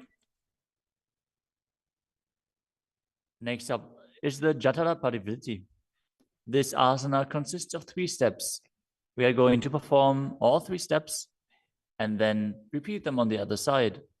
Let us first enter a neutral position, which is laying on your back with the knees to your chest and the arms reaching out to the sides at shoulder level. Now visualize Swamiji in your inner space, perform the Mula Bandha and focus on the upward flowing prana in Pratyahara Kumbhaka. As you perform the first step, which is bringing one knee to the side onto the ground while extending the other leg down. Now bring both knees bent to the side. Straighten both knees to the side, hold onto the feet and gaze in the opposite direction. परिवृत्ति कोक्षिभागे त्रिधाहि परिकीर्तितः. Now come back to the neutral position, arms extended out to the sides and the knees pulled to your chest. As you drop the other knee towards the ground, extending the other leg down. Now bring both knees to the side. And extend both knees to the side, gazing in the opposite direction. परिवृत्तिकोक्षे भागे त्रिधा हि परिकीर्तितः. Next up is the Dvipadapitam. As you lay on your back, bend your knees and place your feet flat on the ground. Hold onto your ankles and lift your hips up, gazing to the nose and visualizing yourself as sturdy as a bridge. As you start breathing in the Mocha Kumbhaka, as you keep the Jalandhara Bandha engaged while exhaling, force the air out through the throat lock gently. This will bring about a state of swooning in the yogi. Perform the Mula Bandha as you do so. प्रतिक्रियायुतं द्वन्द्वपीठः सर्वबलप्रदम्.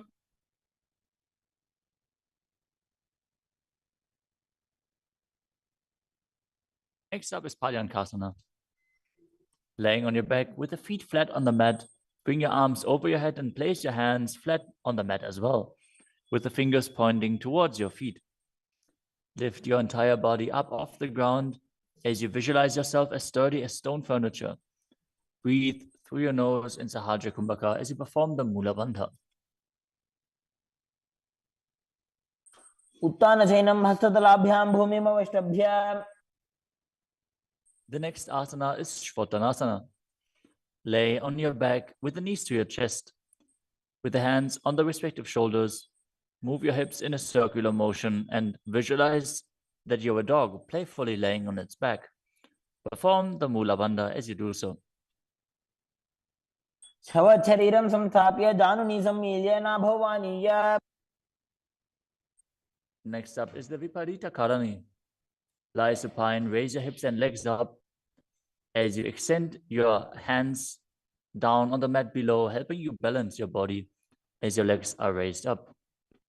Move your legs in a circular motion as you visualize Swamiji in your inner space and keep Jalandhara Bandha and Mula Bandha engaged. भूतले सशिरो दत्त्वा खेनये चरणद्वयम्. Next up is the Viparita Karani too. Now stop the movement of your legs.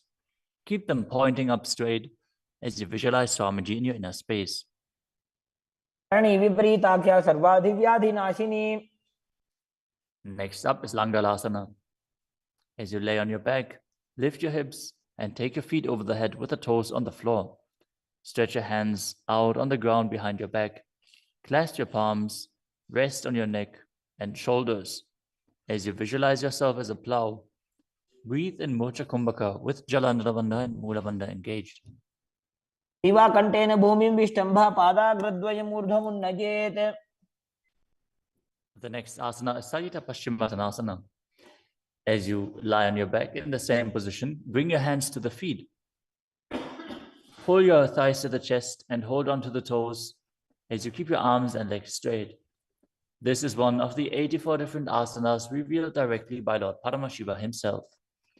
Visualize Paramashiva as you perform Jalandhara Bandha and Mula Bandha. तानं शयित्वात् कुर्वीत शयितपश्चिमतानकम्. Next up is Supta Konasana. Maintaining the same position, bring your hip over top of the shoulder level and open your legs wide apart. Visualize Swamiji in your inner space. Perform Jalandhara Bandha and Mula Bandha. परिवृत्तिकोक्षे भागे त्रिधा हि परिकीर्तितः. The next asana is Chakrasana. Now bring your legs over top of your head, toes on the ground, hold onto the ankles of the feet and roll onto your back, keeping your legs straight. Visualize yourself as a chakra, a wheel, as you perform Jalandhara Bandha and Mula Bandha. पासनस्तद्वौ पादौ कुर्यान्मस्तकतः परो. Next up is Supta Prasarita Padangushtasana. As you lay on your back with the legs vertical, hold on to the big toes in Prana Mudra and then open your legs wide to the side. Visualize Swamiji in your inner space as you return to breathing in Ujjayi Pranayama, making an ocean-like sound with your mouth. उत्तानपादं क्रौञ्चं च मरीचिं वीरभद्रकम्. The next asana is Supta Padangushtasana. Now, hold onto the big toes and join your feet together above your body, keeping your legs straight and your arms straight as well. Visualize Swamiji in your inner space and perform the Mula Bandha. उत्तानपादं क्रौञ्चं च मरीचिं वीरभद्रकम्. The next asana is Matsyasana. From Suprapadangushtasana, move your legs into Padmasana and lay on your back, holding onto the opposite elbows over your head. Gaze to the nose and visualize Matsya, the fish avatar of Vishnu. Matsyasana. मुक्तपद्मासनं कृत्वा उत्तानशैलं चरेत्. The next asana is Padasharamasana. Laying on your back with the legs in Padmasana, place the backside of the right hand onto the left palm. Gaze to the nose and visualize Rama in your inner space as you perform the Mula Bandha. प्रथमकरे पद्मासन आचे सुदोषो वे भूपरिपाचे. The next asana is Sarvangasana. While laying on your back, legs in Padmasana, lift your hips and legs up. Bring your hands to the hips, supporting you with the elbows on the floor. As you tuck your chin to the chest in Jalandhara Bandha, contract the perineal region in Mula Bandha. Gaze to the nose and visualize Swamiji in your inner space. अथवा क्षेत्र संक्षेपात् सर्वांगासनम् उत्तमम्. Next up is Vrishchikasana. As you lay on your back, one foot on the opposite thigh, lift the other knee towards your head. Extend both arms up above your head and hook the fingers forward, gazing to your third eye and visualizing yourself as a scorpion. प्रथमशेन सुधो शीशिकेशिकी संधि सुदाखे. Now exchange the position of your feet. Repeat Vrishchikasana on the other side. प्रथमशेन सुधो शीशिकेशिकी संधि सुदाखे. The next asana is Vrishapadakshipasana. Now lay on your back and interlace your fingers around the neck as you lift both feet off the ground, extending one leg straight and the other knee pulled to the chest. Alternate extending and raising the knee again and again, visualizing Swamiji in your inner space and breathing calmly through your nose in Sahaja Kumbhaka. उत्तानशयनं कृत्वा अङ्गुलिभिः कन्द्रां बद्ध्वा. The next asana is Marottanasana. Lay on your back and lift your legs one by one up, touching the knees to your ears as you visualize Swamiji in your inner space. शोत्तानवत् संस्थितिः कृत्वा जानुद्वयं पर्यायेन कर्णयोः संस्पृशेत्. Next up is Vrikasana. While laying on your back, place the sole of the feet flat on the ground. Stand up and then sit back down, visualizing yourself as a wolf. अथ उत्तानशयनं कृत्वा पादतलाभ्यां भूमिं धृत्वा. The next asana is Ludhasana. Lay on your back and quickly throw your legs up above your head. Completely roll over. Repeat this again and again, visualizing Swamiji in your inner space. Finish in a prone position. उत्तानशयनं पादौ शिर उल्लङ्घ्य. As you lay flat on your belly with the toes extended and the hands on the ground by your shoulders, contract your lips and make the sound of a flute, whistling while inhaling in Saladhasana Pranayama. Visualize yourself as a chariot, carrying warriors into a battle for Dharma on your chariot back. युज्यशयनं कृत्वा नाभिं भूमौ निधाय. The next asana is Dehalyulanganasana. Now push your body up into Tadakshvasana, the plank position, as you jump your legs forward and back between the arms again and again. Visualize yourself go beyond the body and mind.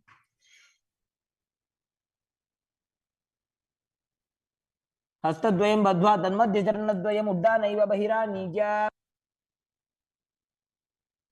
The next asana is Jatyasana. From a standing position, bend forward and place your hands on the mat, walking back and forth as you visualize yourself as a wise 60-year-old elephant. अथ जात्यासनं वक्ष्ये येन जातिस्मरो भवेत्. Next up is the Luritika Karana. Stand with your knees bent, feet pointing outwards, and bend your elbows. Keep your hands at the chest level. Swiftly move your arms across your body and then bring them back to the center. Tilt your head back, open up your chest towards the sky, and move your head in all directions. The next asana is Sarvasana. As you tie your feet with a rope, stand erect like a rod. Keep your arms at the side of your body with the hands touching your thighs. Visualize that your Kundalini, Devi, is raising and curling upwards around your body. As you breathe calmly through your nose in Sahajra Kumbhaka, leading the prana along your spine, contract the perineal region. Force the Kundalini Shakti up. As you internally chant Om Nityananda Paramashivoham. अथ सर्पासनं वक्ष्ये वायुपाणाय केवलम्. The next asana is Ushtrasadhanasana. While standing, place all fingers on the mat and then stand on your hands. Keep your feet on the fists as you begin to move and walk like a camel. Visualize yourself as a camel as you walk around on the mat.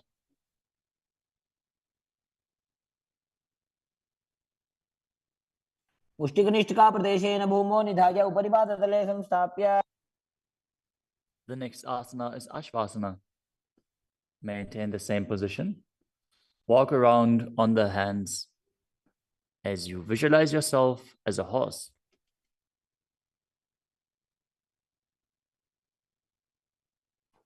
मुष्टिकनिष्ठिकाप्रदेशेन भूमौ निधाय. The next asana is Kapota Nitakasana. As you stand straight with the feet together, interlace your hands behind your back in Padusha Mudra. Pull them down towards your calves as you open up your chest widely. Visualize yourself as a soaring bird diving. पादतले भूमौ निधाय. Next up is the Tala Pushpa Putam Karana. Stand tall with the palms together in Namaskara Mudra as you gently bend your knees and keep the toes pointing outwards. Simultaneously open up the palms and raise one heel off the ground as you slightly lower the waist and shoulder of the respective heel, bowing to both sides. As you visualize you're holding a bouquet of flowers and offering it to Paramashiva. Next asana is Khadgasana. As you lay down on your stomach, jump your feet up towards your hands and stand. As you bring the palms together, forming the horn of the rhinoceros in Namaskara Mudra, visualizing yourself as a rhinoceros and gaze to the nose. लुजसरतमासनं कृत्वा पादतलाभ्यां भूमिम् अवष्टभ्य. Next up is the Uttanottanam. Hold onto weights if you want to intensify this asana. Now sit down all the way or as low as you can to the ground and stand back up. Do this again and again as you visualize Swamiji in your inner space. पुनः उत्थातव्यम् असितव्यम् इति उत्थानोत्थानं भवति. The next asana is Musalasana. Now stand up straight, raise your arms up over your head and jump repeatedly as you visualize yourself as a mace. तरलं स्थित्वा ऊर्ध्वं बाहु नयेत्. The next asana is Utshesakasana. From a standing position, pull the sole of the foot towards your chest, while with the other leg sit down and stand back up. Alternate on both sides. As you gaze to the nose and visualize Swamiji in your inner space. एकैकं पादतलं कुक्षौ निधाय. Next up is the Parshvajanu Karana. Now stand and keep one leg slightly bent with the toes pointing to the side. Bend and lift the opposite knee towards your chest, pointing the toes downwards. Keep your arms holding the knee with a hand in a fist as you place the other hand on top of the respective thigh with the fingers pointing inwards. The next asana is Tandavasana. You can hold weights to intensify this asana. Visualize yourself fiercely dancing as Lord Shiva as you stand on one leg with the opposite leg extended forward. Lower your body down to the mat and then stand back up straight. एकेन पादेन स्थातव्यं ताण्डवासनं भवति. The next asana is Brahmanasana. Now place one foot onto the opposite thigh as you stand erect on the mat like a rod. Keep your hands by the sides, visualizing yourself being blessed by Lord Brahma. ब्राह्मणासनमावक्ष्ये यत्कृत्वा ब्राह्मणो भवेत्. The next asana is Garudasana 3. Stand tall and wrap the left leg over and around the right knee as you tuck the left toes on the other side of the right calf. Simultaneously cross the left arm below the right and bring the palms together in Namaskara Mudra in front of your heart as you visualize yourself as Lord Garuda. उत्तानकूर्मपीठं च संहिमस्गारुडमेव च. The next asana is Ekapadasana. Now bring the leg to the other thigh as you keep the hands hanging down by the sides towards the knees. Visualize Swamiji in your inner space. दक्षाङ्घ्रिं जङ्घोपरिनिधाय च. The next asana is Dhruvasana. Stand on the right leg and hold onto the big toes of the left foot as you straighten the left leg out to the side and visualize yourself as the North Pole Star as you rotate on the standing leg. एकेन हस्तेन दण्डरूपस्य एकस्य पादस्य अग्रं धृत्वा. The next asana is Trivikramasana. Stand on the right leg and lift the left foot behind your neck if you can. Then stand tall. Otherwise, you can pull the leg towards your chest. Then alternate standing and sitting. Perform the 3 steps of Vishnu as you visualize Lord Vishnu in your inner space.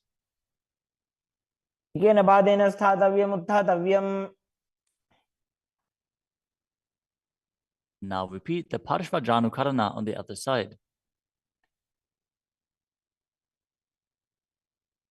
Now visualize yourself fiercely dancing as Lord Shiva as you repeat Tandavasana on the other side. पादेन स्थातव्यं ताण्डवासनं भवति. Now repeat Brahmanasana on the other side. ब्राह्मणासनमावक्ष्ये यत्कृत्वा ब्राह्मणो भवेत्. And repeat Garudasana 3 on the other side. उत्तानकूर्मपीठं च संहिमस्गारुडमेव च. Now bring your foot to the opposite hip with the hands hanging down as you repeat Ekapadasana on the other side. दक्षाङ्घ्रिं वामपादस्य जङ्घोपरिनिधाय च. Now hold on to the opposite foot, holding the big toe in Prana Mudra as you rotate your body on the mat, visualizing yourself as the North Pole Star in Dhruvasana. एकेन हस्तेन दण्डरूपस्य एकस्य पादस्य अग्रं धृत्वा. Now repeat Trivikramasana on the other side. Bring the other leg behind your neck if you can. Sit down and stand back up while visualizing Lord Vishnu blessing you from within. ग्रीवायां पादं संस्थाप्य स्थातव्यम् उत्थातव्यं त्रिविक्रमासनं भवति. Next up is the Samanaka Karana. Stand with the feet close together, toes pointed slightly out. Keep both hands to the sides of your body as you stand straight on the mat and relax. After this intense asana practice, this intense sequence, breathe deeply as we enter into the final 100 asanas of the sequence. The next asana is Ugora Kajali Asana. Stand erect and then bend forward. Bring both hands underneath the knees and make a finger lock in Padusha Mudra as you sit in a squatting posture and then let the finger lock touch your navel. Visualize Sage Goraknath, the founder of the Nata Yoga Hindu Sampradaya, as you perform the Jivachala Kumbhaka, forcefully moving the retained prana up and down within your body and throughout your limbs, along with the mind. Perform the Mula Bandha as you do so and internally chant Om Nityananda Paramashivoham. प्रथम ही उभं होय बाहुरी नीचो पुनि होवे. The next asana is Kanchita Asana. Now insert your hands between the thighs and calves and then wrap them around behind your butt, interlacing your fingers behind your back. Keep your chest upright. Visualize Swamiji in your inner space. ऊर्ध्वमध्यात् हस्तौ निवेशयानितं वं धृत्वा. The next asana is Bhairu asana. Now bring your feet together and sit in a squatting posture with the heels touching the perineum. Hold the hands at the back. In Parusha Mudra, sit upright and gaze to your navel, visualizing Bhagavan Kala Bhairava, the Lord of Time.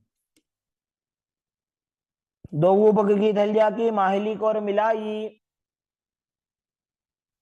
Next up is Varahasana. Now squat all the way down to the ground. Keep your feet together, toes apart. Bring your elbows up close to your head and join your palms behind your back with fingers pointing down. Gaze to the nose and visualize a boar, which is one of the 10 incarnations of Mahavishnu. पागदली की माहिली को और मिलाई फना पानी उकड़बई से.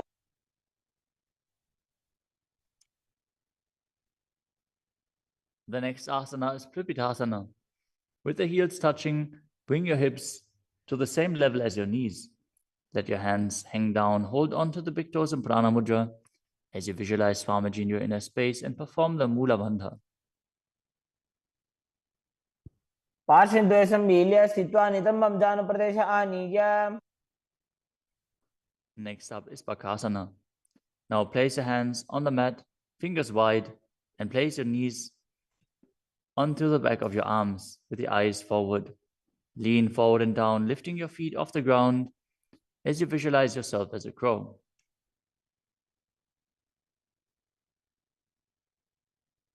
हस्ताभ्याम अवनिमवष्टभ्याम.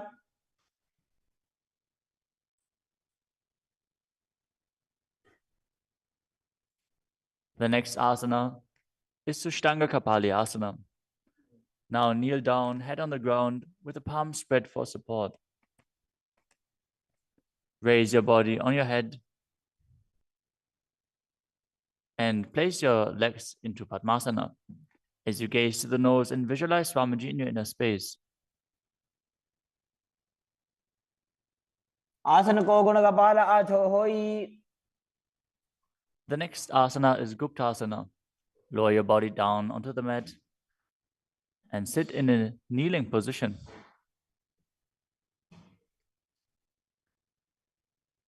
Keep your toes touching behind and sit in between the heels. As you place your hands on the knees, sit straight and gaze to the nose as you visualize you are sitting in the secret seat with Paramashiva and Guru. ध्यानोर्वोरन्तरे पादौ कृत्वा पादौ च गोपयेत्. The next asana is Vrikshasana too. This is another inverted posture. So if you have any blood pressure related issues, please take precautions. If you need aid in support performing this asana, if you have a partner available, they can aid you. Otherwise, you can use a wall for support. You can walk the wall up and down.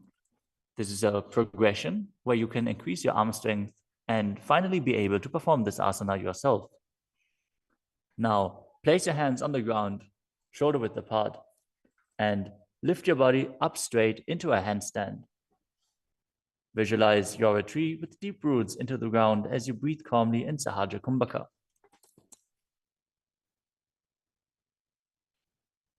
सप्तचक्रक्षालनाद्य vrikshasana विशेषकान्.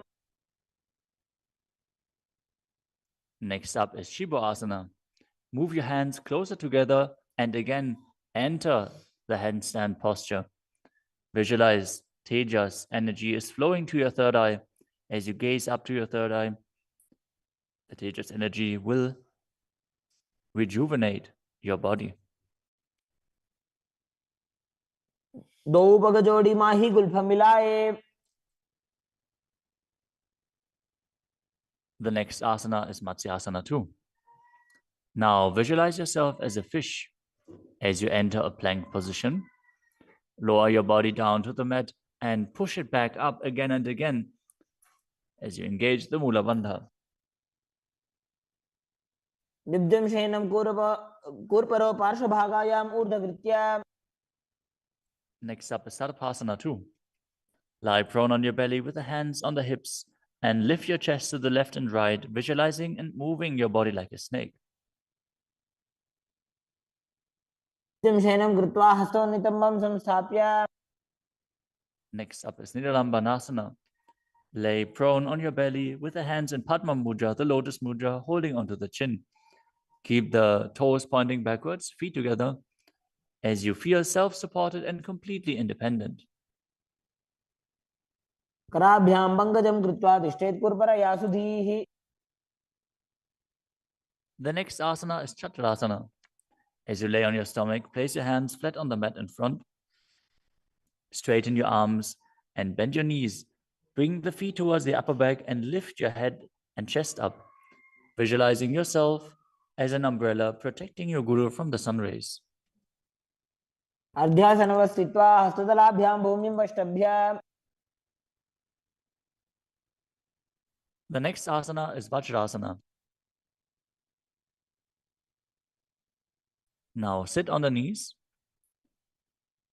with the tops of the feet flat on the mat. Bring your butt onto the heels.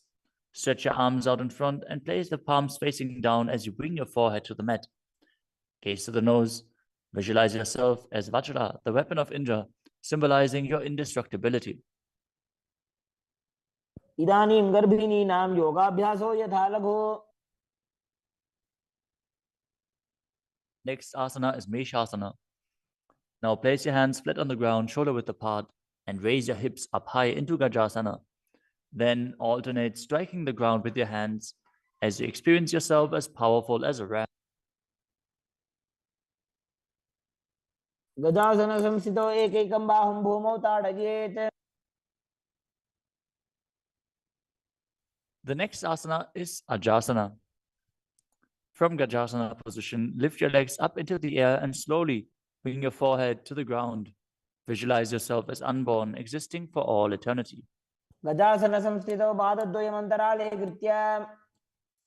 The next asana is Dhanantarasana. As you sit on your heels with the legs together, interlace your fingers around the toes.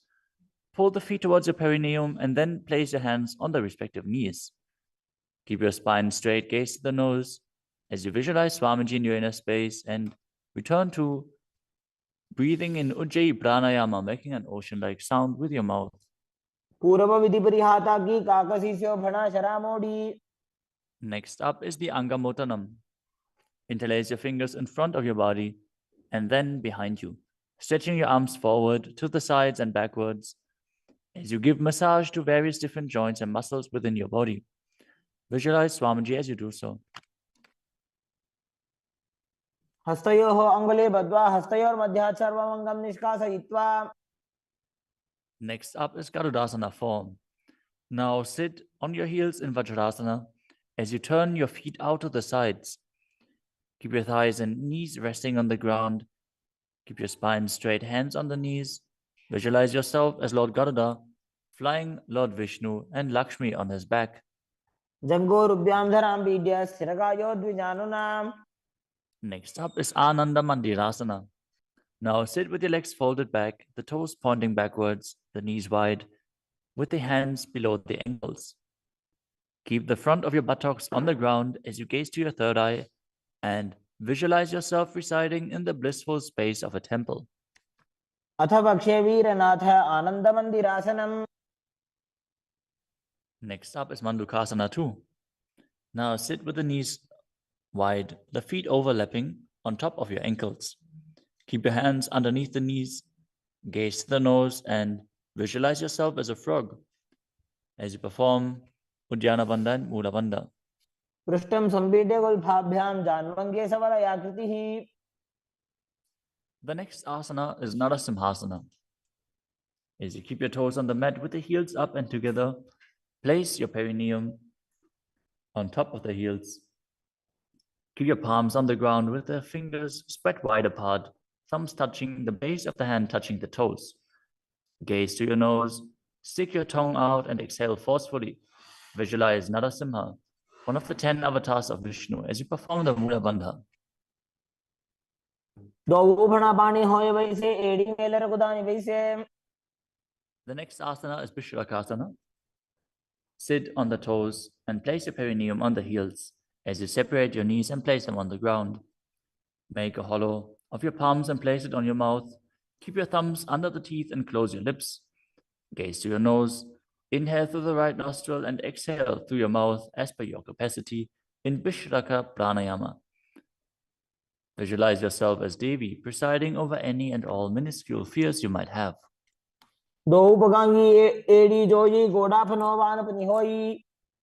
The next asana is Makadasana. Now bring the soles together, the top of the feet on the ground. As you sit on the heels, bend your elbows, bring your fingers to the armpits, and imitate as if you were a monkey stretching itself. Visualize yourself as a playful monkey as you gaze to your third eye and perform the Mula Bandha.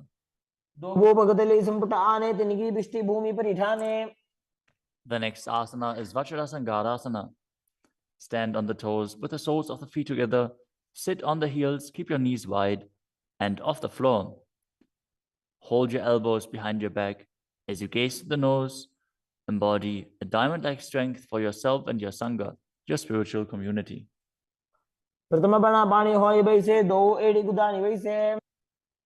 The next asana is Kanjanasana. Now keep the toes down, ankles crossed behind, and sit on the heels. Place your palms on the mat to the sides as you gaze to the nose and visualize perfect health beyond any and all physical or mental ailments.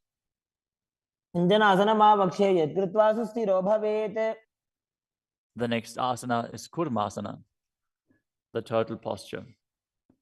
With your toes flat, cross your feet and place your perineum onto the back of the heels. Keep your knees wide and on the floor. Rest your hands on the knees. Gaze to the nose and visualize a turtle with a stable body and mind to live for hundreds of years.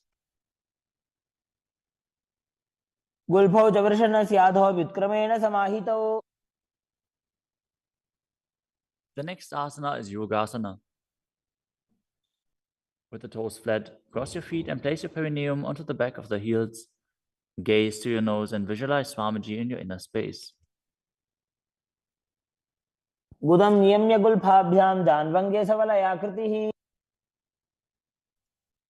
The next asana is Vijogasana. Now stand on your knees. Cross your ankles behind with the feet near the opposite knee. Hold the calves with the fingers inside and the thumbs outside as you gaze to your third eye and visualize a space of eternal oneness, Advaita, with your Guru.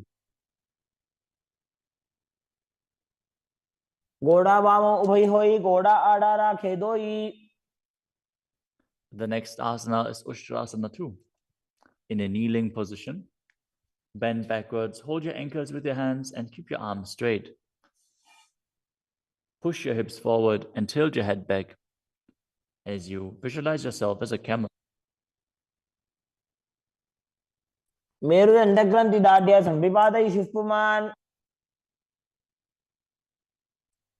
Next up is Jatyasana 2. With the heels together and the hands on the soles of the feet, slowly lean back. Bring the elbows down to the mat, followed by the back of your head.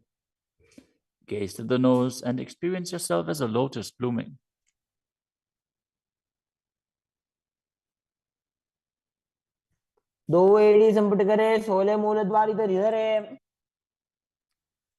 Next up is Viratasana.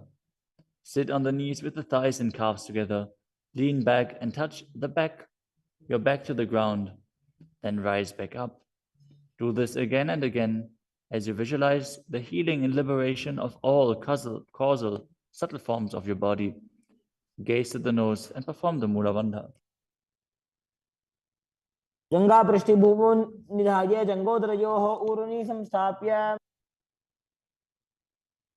Next asana is Kapotasana. From Viratasana, raise your hips higher. Bring your forearms to the mat and hold the back of the heels.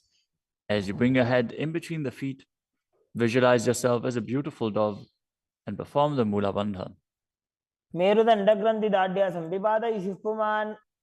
The next asana is Varasana.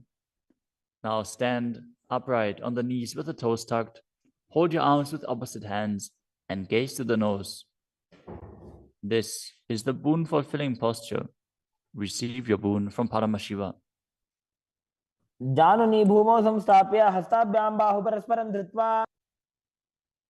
Next up is Vadahasana 2.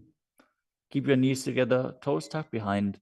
Lean forward as you bring the elbows to the mat, with your hands holding the head.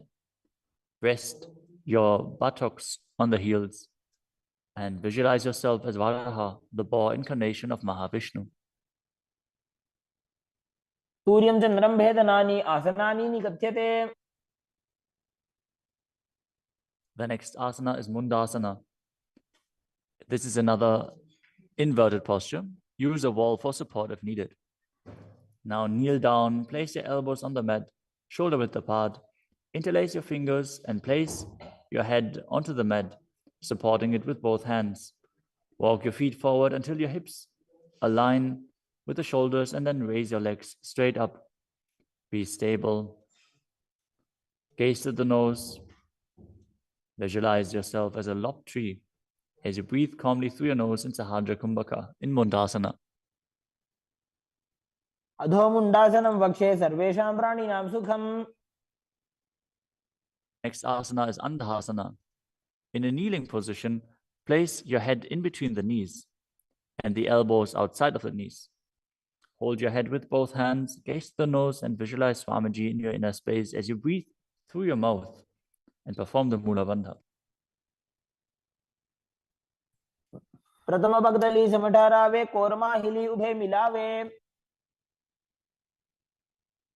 The next asana is Viparita Shalabhasana. You can hold weights to intensify this asana. As you lie on your belly with the arms extended straight out, lift your thighs, arms, and chest off the ground. Visualize yourself as a locust and perform the Mula Bandha. शलभासन भेदाश्च नटभेरुण्ड नामके. The next asana is Kapalasana. Lie on your belly with the arms at the side, palms facing down. Keep your forehead on the ground and keep your chest on the mat as you lift your legs up together. Visualize yourself as a skull, representing the mind with purified thoughts and the strong will to attain enlightenment. कपालं भूमो निधाय ऊर्ध्वं पादौ नयेत्. The next asana is Akasha Kapotasana. As you lay on your stomach, keep your hands by the sides and lift your legs up over your head. As you slowly place your feet on the mat in front of your head, give the palms flat on the mat behind, visualizing yourself as a free and open dove. As you breathe in Sahadra Kumbhaka and perform the Mula Bandha. उष्ट्रासने स्थित्वा चरणौ भूमेरुत्थाप्य. The next asana is Chatakasana. As you sit on your knees, bring the chest down so the navel touches the knees and keep your hands and elbows flat on the ground. Be sturdy. Visualize yourself as a sparrow as you perform the Mula Bandha. पुरपरपर्यन्तौ हस्तौ धरामवष्टभ्य. The next asana is a Vrishchikasana too. Now kneel down, keep your hands and elbows on the mat as you raise your legs, bend your back to touch the feet onto your head. Lift your chin and hold as you visualize yourself as a scorpion. विच्छेव पुच्छ प्रतिमाङ्घ्रिपार्श्वे धृत्वा स्वशीर्षे चिबुकं विधार्यकौ. Now place the perineum down on the right heel as you keep the left foot outside of the hip with the toes pointing outwards. Now visualize yourself as a bull as you start breathing in the Antaranga Kumbhaka, forcefully inhaling through your nose, holding the breath for a short while and then exhaling slowly. याम्यगुल्फे पादमूले वामभागे पदेतरम्. The next asana is Lulasana. From the kneeling position, place your hands flat on the mat in front. Lift your knees off the ground and cross the toes over the left. The left toes over the right as you balance above the mat and visualize Swamiji in your inner space. लोलासनं सदा कुर्यात् वायुलोलापघातनात्. Now directly place your perineum down on the other heel as you repeat Vrishasana on the other side. याम्यगुल्फे पादमूले वामभागे पदेतरम्. Next up is Balagunasana. Now place the left toes on the ground and sit on the heel of the left foot. Place the right foot flat on the ground with the knee raised against the chest. Keep your palms on the respective knees as you maintain an upright position. Visualize Balagunahai, one of the 84 siddhas in your inner space. आसन को गुण जल विकार जाई. Next up is Grahasana. Squat with the feet flat on the mat. As you bring your elbows under the thighs, wrap your hands around the shins and hold onto your ankles from the outside. Visualize yourself as the entire planet. पादतले भूमौ संस्थाप्य जानुमध्ये हस्तगुर्परौ स्थाप्य.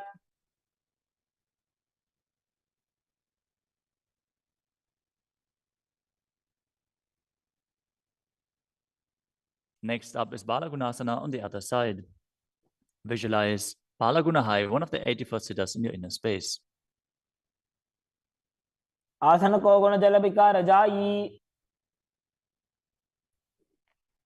Next up is Utkatasana. You can use weights to intensify this asana. As you squat on your toes with the heels up, the knees off the mat, place your perineum onto the heels and your hands on the respective knees. Keep your spine upright. Visualize Swamiji in your inner space and perform the Mula Bandha. विजास विजोसी यद ऊर्वजानु यत्रासने पादतलद्वयोपरि. Next up is Vajrasangarasana 2. Now sit on the toes with the perineum on the heels, the soles of the feet together. Keep the knees wide and off the ground as you hold the opposite elbows behind your back. Gaze forward as you visualize Swamiji in your inner space. प्रथम प्राणापानी होए जैसे दो एड़ी गुदानी वैसे. The next asana is Anilasana. Now squat or sit with the feet hip width apart, with the hands under the soles of the feet from the inside, palms facing down. Keep your arms straight, elbows at the navel, and gaze to the nose. As you visualize, you are able to consume and live off of air alone. दो हाथ भूमि पर ठाने कहनी जाड़ी ना भी लगाने.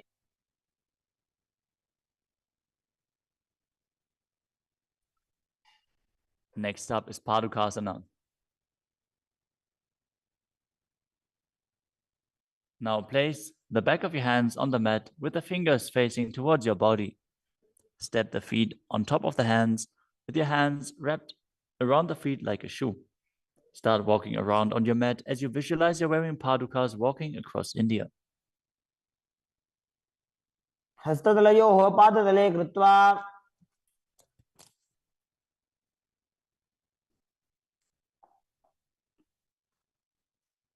Next up is Kukkutturanasana.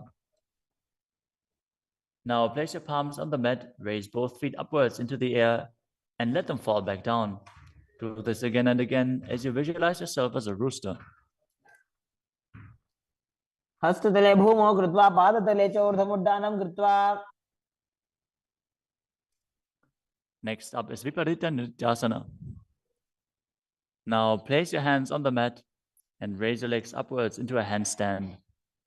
As you move around on two hands dancing, feel yourself become free of all inhibitions. हस्ततलाभ्यां भूमिं वष्टभ्य. Next up is Kunjarasana. Now separate your feet and place one palm down on the mat with the arm straight. Bring the opposite arm towards your head. Be stable. Visualize Swamiji in your inner space. Breathe calmly in Sahadra Kumbhaka and perform the Mula Bandha. अथ वक्षे Mahadev कुञ्जरासनमुत्तमम्. Now exchange the position of your hands. Repeat Kunjarasana on the other side. वक्षे Mahadev कुञ्जरासनमुत्तमम्. Next asana is Kadambasana. Sit on the ground with your feet flat and the heels close to your body. Hold the respective ankles with your hands as you lift your feet off the ground and visualize yourself as a Kadamba tree, a pious tree that promotes a long life. पार्श्वभ्यां भूमिं वष्टभ्य हस्तद्वयेन गुल्फौ धृत्वा. Next up is Bhavana Muktasana. Now sit with the heels at the perineum, hold the knees with your hands and press them towards your chest. Visualize any excess vata being released or balanced within your system as you perform the Mula Bandha. स्तुपादयोः पाणिं लात्वा स्वस्वनितम्बके. The next asana is Chakodasana. Now sit and lift one leg behind your head as you place both hands flat on the mat. Extend the opposite leg up with the knee straight as you lift your entire body up off the ground. Keep your chin up, gaze to your third eye, and visualize yourself as a powerful source of energy. पूर्वदानं चतुष्पादपीठं वज्रासनं तथा. The next asana is Dhanurasana 2. As you sit on the ground, hold the respective big toes in Prana Mudra. As you keep one leg straight and pull the other foot towards your ear, visualizing yourself as a ball. पादाङ्गुष्ठौ तु पाणिभ्यां गृहीत्वा श्रवणावधि. The next asana is Ashtavakrasana. Now lift the left leg over top of the left shoulder and bring the right foot across. Hook it over the left foot. Lean forward and down while extending the legs out to the side. Lift up your head and chest, find balance and visualize yourself as a flying crane. पाशिष्ठमदकौण्डिन्यम् ऊर्ध्वकुक्कुटमेव च. The next asana is Pranasana. Now place the right foot on the left thigh and bring the left foot flat on the ground as you have the left shoulder underneath the raised left leg and place your hands flat on the ground.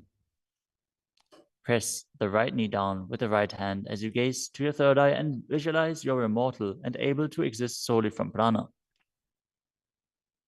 एतत् प्रभेदं वक्ष्यामि करोति यस्य चामरः. Next up is Parshva Matsyendrasana.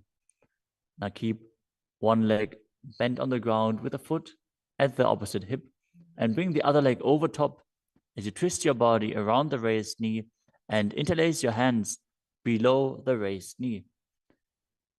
Gaze to your third eye and visualize the great sage and yogi Matsyendranath, the master of Hatha Yoga. वामोरुमूलार्पितदक्षपादो जान्वो बहिर्वेष्टितदक्षदोष्णा. Now repeat Chakodasana on the other side. Now sit and lift the other leg behind your neck, keeping your hands at the side and raising your whole body up with the other leg extended, gazing to your third eye and visualizing yourself as a powerful source of energy. पूर्वतानं चतुष्पादपीठं वज्रासनं तथा. Now repeat Dhanurasana 2 on the other side, holding the big toes of both feet in Prana Mudra as you pull the opposite foot towards your ear, visualizing yourself as a bow. पादाङ्गुष्ठौ तु पाणिभ्यां गृहीत्वा श्रवणावधि. Now repeat Ashtavakrasana on the other side. Now lift the right leg over top of the right shoulder, cross the left foot over the right, and extend the legs out to the side, balancing as you visualize yourself as a flying crane. पाशिष्ठमदकौण्डिन्यम् ऊर्ध्वकुक्कुटमेव च. Now repeat Pranasana on the other side. Bring the other foot over top, shoulder underneath, push the knee down and place the other one on the ground as you visualize yourself being immortal and able to exist solely from prana. एतत् प्रभेदं वक्ष्यामि करोति यस्य चामरः. Now repeat Parshva Matsyendrasana on the other side, bringing one heel to the opposite hip, the other leg over top of the knee as you twist your body around and bring your hands underneath and interlace the fingers behind your back, twisting your body even further, gazing up to your third eye and visualizing Matsyendranath. वामोरुमूलार्पितदक्षपादो जान्वो बहिर्वेष्टितदक्षदोष्णा. Next up is Ardha Paschimottanasana. As you keep one leg straight and press the perineum with one heel, Lean your chest forward and down. Hold onto the front foot and bring your head towards the knee. Visualize Swamiji in your inner space. एकं पादं प्रसार्य एकं पादस्य पार्श्वनासीवनी सम्पीड्य. Next up is Crownchasana. Now place your left ankle outside of the hip. Hold the sole of the right foot and lift the leg up towards your forehead. Keep the knees straight. Visualize yourself as a crane as you engage the Mula Bandha. उत्तानपादं क्रौञ्चं च मरीचिं वीरभद्रकम्. Now repeat Ardha Paschimottanasana on the other side, keeping the opposite heel against the perineum, leaning forward and down. Perform the Jiva Chala Kumbhaka, moving the prana up and down within your body. एकं पादं प्रसार्य एकं पादस्य पार्श्वनासीवनी सम्पीड्य. Now repeat Crownchasana on the other side. As you bring the other heel outside of the hip, extend the opposite leg up, holding the foot with the knee straight, visualizing yourself as a crane. उत्तानपादं क्रौञ्चं च मरीचिं वीरभद्रकम्. Next asana is Swastikasana. Now sit with the soles between the thighs and calves. Keep your spine straight, the palms resting on the knees. Gaze to the tip of the nose and embody peace, well-being, good fortune, and prosperity as you visualize a swastika. तानूर्भोरन्तरे सम्यक् कृत्वा पादतले उभे. Next up is Gorakshasana. As you keep your feet in the same position, cover your heels with the respective hands. Tuck your chin to the chest and gaze to the tip of your nose, visualizing the great sage Goraknath as you perform Jalandhara Bandha and Mula Bandha. तानूर्भोरन्तरे पादौ उत्तानो व्यक्तसंस्थितौ. Next up is Pakasana 2. Now bring the left heel to the perineum and the right foot on the left thigh. In your inner space, meditate on Arihanta, the Enlightened One. As you gaze to your third eye, perform the Mula Bandha and re-enter the Shanmukhi Mudra once more. As you exhale, close your eyes with the index fingers, nose with the middle fingers, mouth with ring and little fingers, the ears with your thumbs. वामपार्श्वौ गुदौ संस्थाप्य दक्षाङ्घ्रिवामजगने. Next up is Yogasana 2. As you keep your feet on top of the opposite knees, place your hands on the ground beside your body with the palms facing up. Keep your spine straight, gaze to your nose as you visualize Swamiji in your inner space. Start breathing in Kakachantra Kumbhaka, rolling up the tongue and keeping your mouth in the shape of the beak of a crow. As you inhale through the rolled up tongue, cooling down your body. उत्तानौ चरणौ कृत्वा संस्थाप्योपरि जानुनोः. Next up is Urdhva Kukutasana.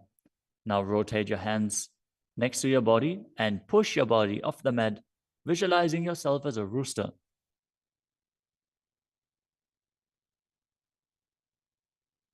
वासिष्ठमदकौण्डिन्यम् ऊर्ध्वकुक्कुटमेव च.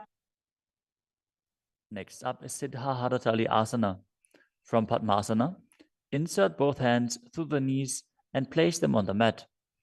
Avoid lifting your body up. Stay seated in this position as you gaze to the nose and visualize Swamiji in your inner space.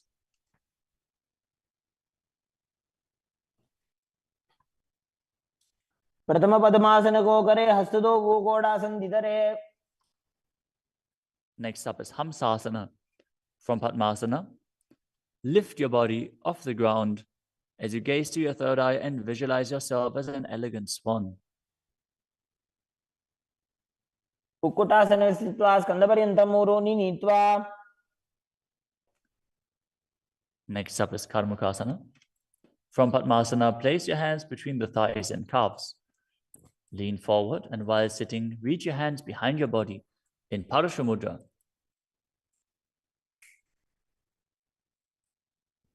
As you bring your forehead to the floor, gaze to the nose, visualize yourself as Lord Shiva's bowl.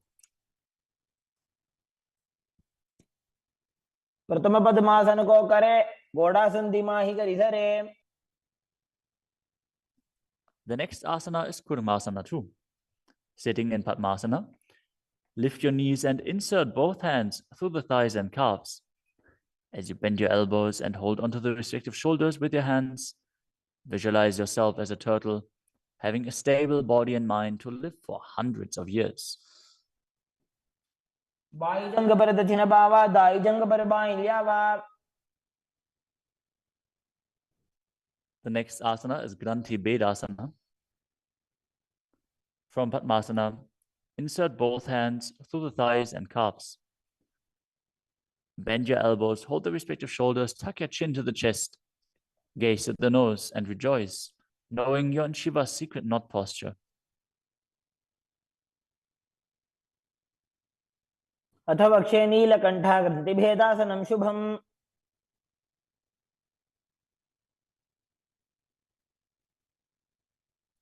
The next asana is Uttana Kurmasana. From Padmasana, insert both hands through the thighs and calves. As you roll onto your back, hold onto the respective shoulders with your hands and gaze to the nose, embodying a turtle laying on its back.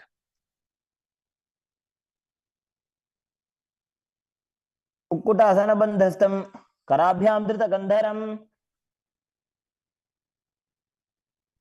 Next up is Pangukukutasana. From Padmasana, place both hands through the gap of the thighs and calves. Place one hand flat on the mat and hold its wrist with the other hand. Lift your body up off the mat, balancing on one arm as you visualize yourself as a rooster and perform the Mula Bandha. Kukkutasana स्थित्वा एकेन हस्तेन अन्यस्य प्रतिबन्धं धृत्वा. Now exchange the position of your hands. Lift your body up onto the other hand as you repeat Pangukukutasana on the other side. Kukkutasana स्थित्वा एकेन हस्तेन अन्यस्य प्रतिबन्धं धृत्वा. The next asana is Gridrasana. From Padmasana, place your elbows on the toes, interlace your fingers, and rest your chin on the knuckles. Keep your thumbs pressed to the throat as you visualize you have gone beyond all greed and covetous.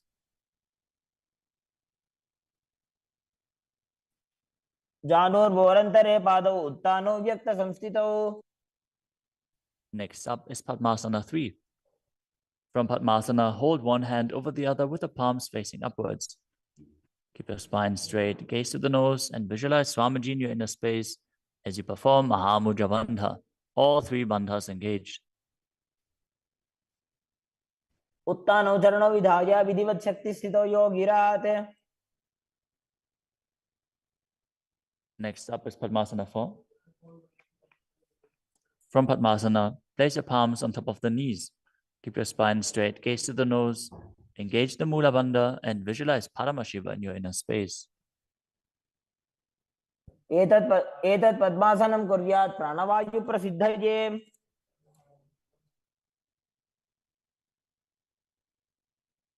Next up is Karmakasana 2. From Padmasana, keep the left hand on the left knee and hook the right hand around the big toes in Prana Mudra with index and middle fingers. As you pull your elbow back as if you're pulling a bowstring, moving the big toe in a circular motion. Visualize yourself as Pinaka, Lord Shiva's bow, as you repeat the movement on the other side as well. वक्षे योगपूरकरक्षणात्. Next up is Karmakasana 3. From Padmasana, cross your arms behind your back and hold onto the big toes in Prana Mudra as you gaze to the nose and visualize yourself as Paramashiva's bow.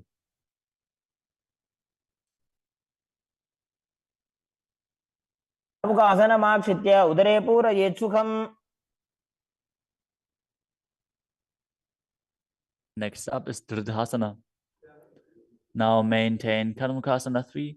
Lift your chest up and gaze to your third eye, visualizing that you are the action of Paramashiva's third eye, destroying anything you come across. ऊरुभ्यामुपरि स्थाप्य पादयुग्मं प्रयत्नतः. Next up is Nagadasana. From Karmakasana 3, with your arms behind your back, roll onto your back. Hold on to the big toes if you can. Otherwise, lay on your arms in Padmasana as you gaze to the nose and visualize yourself as a snake. प्रथम पद्मासन को टाने, दो हाथ पाछाने आने. Next up is Kandukasana. As you lie on your back, bend your knees with the feet off the ground. Embrace your knees to the chest. With the head touching the knees, roll your body up into a ball. As you breathe in Sahadra Kumbhaka. Petrasane sthitva hastabada nishkushya. Next up is Urdhva Pavanasana. Lay on your back with the knees raised together, feet flat on the ground. Interlace your fingers behind your neck as you gaze to the nose and visualize Swamiji in your inner space. प्रथमे सूधो San करावे, गोड़ा उभा राशि मिलावे.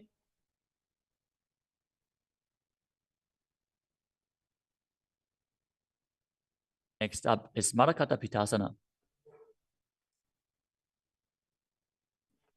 Lie on your back and bend your knees as you keep your feet flat on the mat and place the upturned palms underneath your heels. Lift your hips up as you visualize yourself as a powerful alpha ape.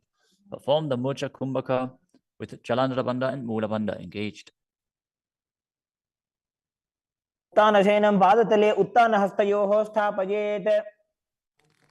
Next up is Uttana Shiki Pitakasana. Lie supine and raise your hips up. Support your hips with your hands, placed at the waist, as your elbows bear the weight of your body. Press your chin to through the throat, gaze to the nose, and visualize Swamiji in your inner space. जंघोरुबलहीनश्चेत् उत्तानशी पीठकम्. Next up is Nadakasana. As you lie supine, raise your hips and legs up.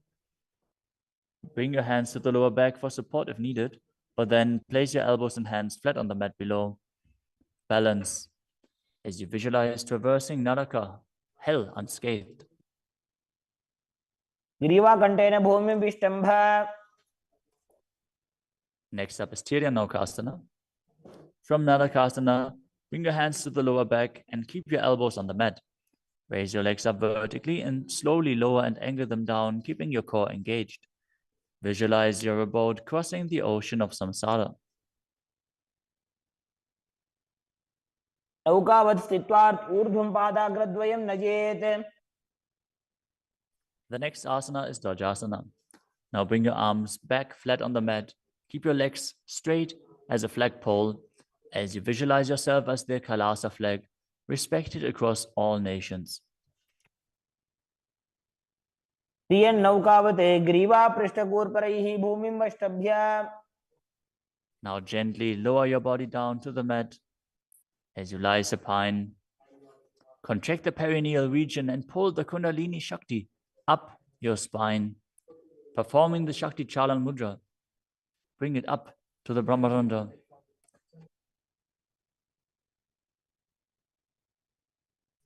As you completely relax, unclutch from any micro movements of your body and mind, visualize your body as dead and the Supreme Pontiff of Hinduism, Swamiji, is liberating you as you internally chant the japa Om Nityananda Paramashivoham.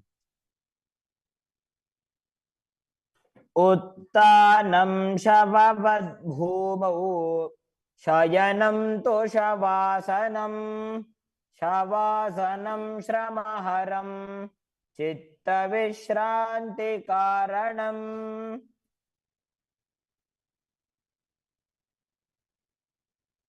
ॐ नित्यानन्द परमशिवोऽहम्.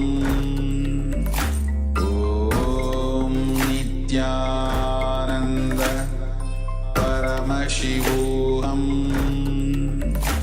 ॐ नित्यानन्द परमशिवोऽहम्. ॐ नित्यानन्द परमशिवोऽहम्. ॐ नित्यानन्द परमशिवोऽहम्. ॐ नित्यानन्द परमशिवोऽहम्. ॐ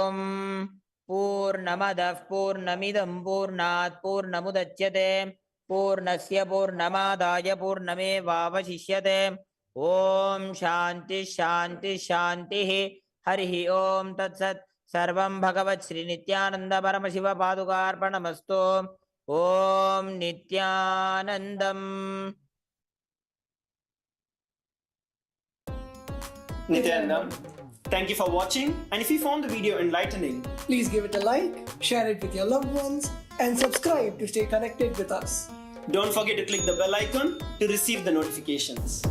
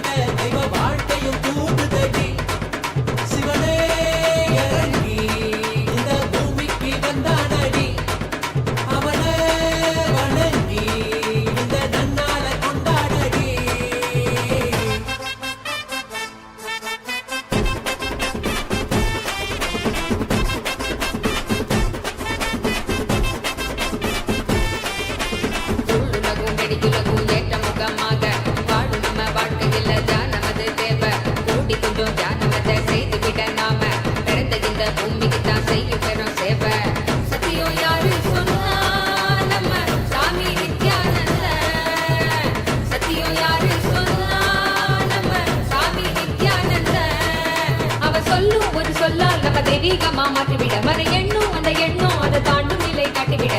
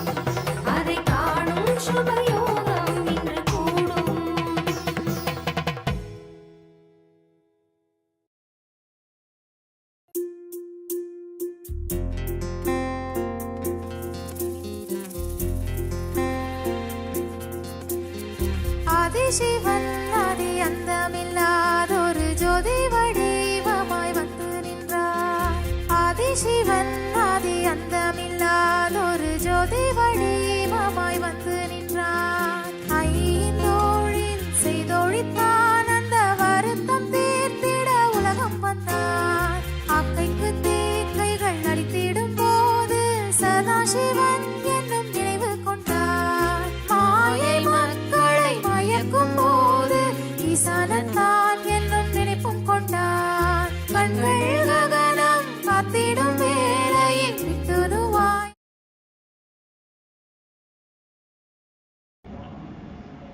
Yes, let's start with the prayer now as we're entering into the session.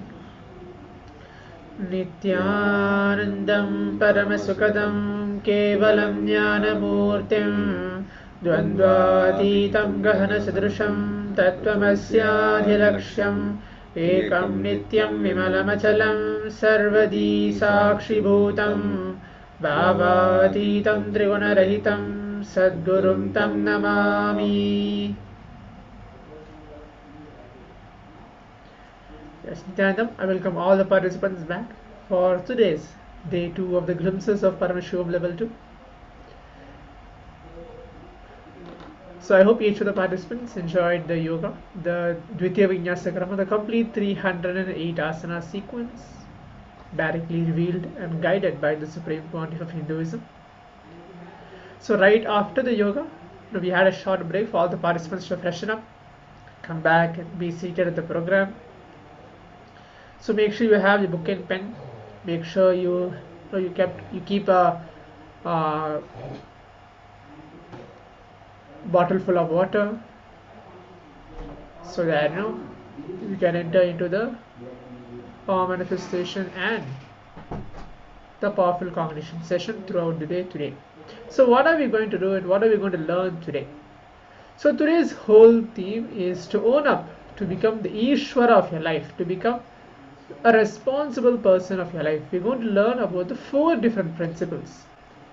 If you are an old devotee of Swamiji, or if you are even still connected with Swamiji, Swamiji has very beautifully revealed on the 4 different principles, which is integrity, authenticity, responsibility and enriching.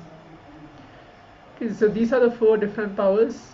These are 4, not only 4 principles, but Swamiji calls as 4 different powers, for each one of us to align ourselves in our life: integrity, authenticity, responsibility and enriching. So integrity is the word which you give it to others, give it to yourself, honor it to others, honor it to yourself, given a promise to others, given a promise to yourself, and fulfilling it, completing it end to end. If you are not able to do it, complete with it and restore it. Authenticity means, I'm just giving a rough introduction, but you're going to listen directly from Swamiji after a couple of moments. But we're going to start off with the power manifestation. Just going to give a rough thing what are we going to cover in today's session. Authenticity means living in your peak possibility, whatever it might be. Living in your peak possibility that you can manifest anything that you want. Responsibility means not only you are responsible for yourself, but you are responsible for everyone in around you. Even though you know some things are not happening because of you, but they are around you, you are responsible even for them.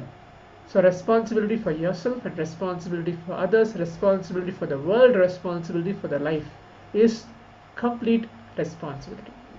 Enriching means constantly enriching yourself. Have the powerful condition inside yourself, sharing with people, sharing with multiple people as much as possible. Cause them, enrich them, bring them to Kailasa.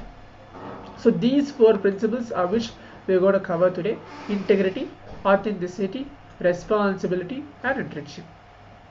So right now let's enter into the first power manifestation, the power of third eye. I request all the participants to please get your eye bands and be seated. Please get your eye band and be seated. We're going to manifest the power of third eye, manifesting colors. The first round, we're going to see colors blindfolded. Please get your eye bands and please close your eyes. We're going to close our eyes and identify colors. So we're going to close our eyes and identify colors. I can see one participant name as Drbel, Drbel. Please sit on the camera properly, adjusting yourself. And another participant with a number 369369. The camera is turned off. Please turn on your camera. Yes, please be seated. Please make sure you're sitting comfortably in front of the camera. The program has been started. We are entering with the power manifestation. Manifesting the power of third eye means ability to see things, ability to identify things blindfolded. So we're going to start off with seeing colors. If you have eye band, if you don't have an eye band, something to keep your eyes closed. Even a cloth is fine, but something to keep your eyes closed. Make sure your eyes are closed. We're going to connect with Swamiji, the Supreme Pontiff of Hinduism, by chanting the Mahavakya, Om Nityananda Paramashivoham, remembering him for a few moments in our third eye, and then requesting him to manifest. Please close your eyes and let's begin the power manifestation now. Roger.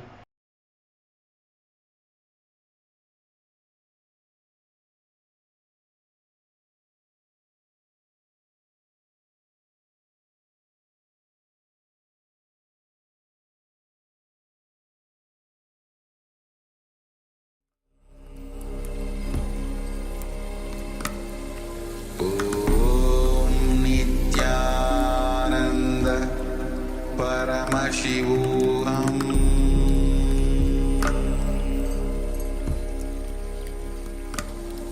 Om Nityananda Paramashivoham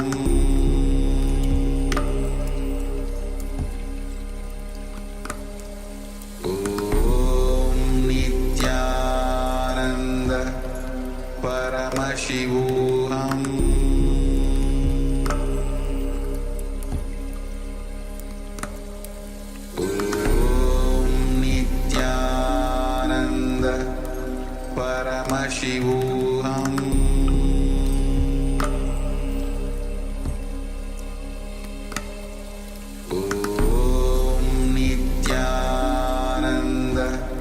Paramashivoham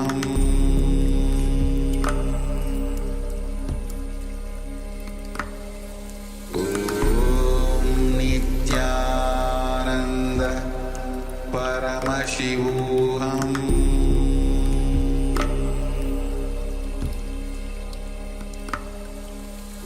Om Nityananda Paramashivoham Om Nityananda Paramashivoham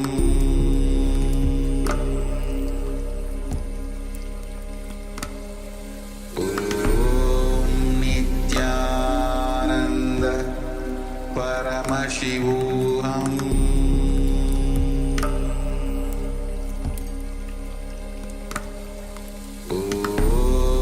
Nityananda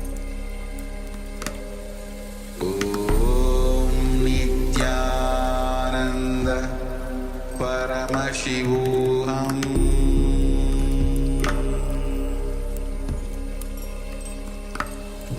Om Nityananda Paramashivoham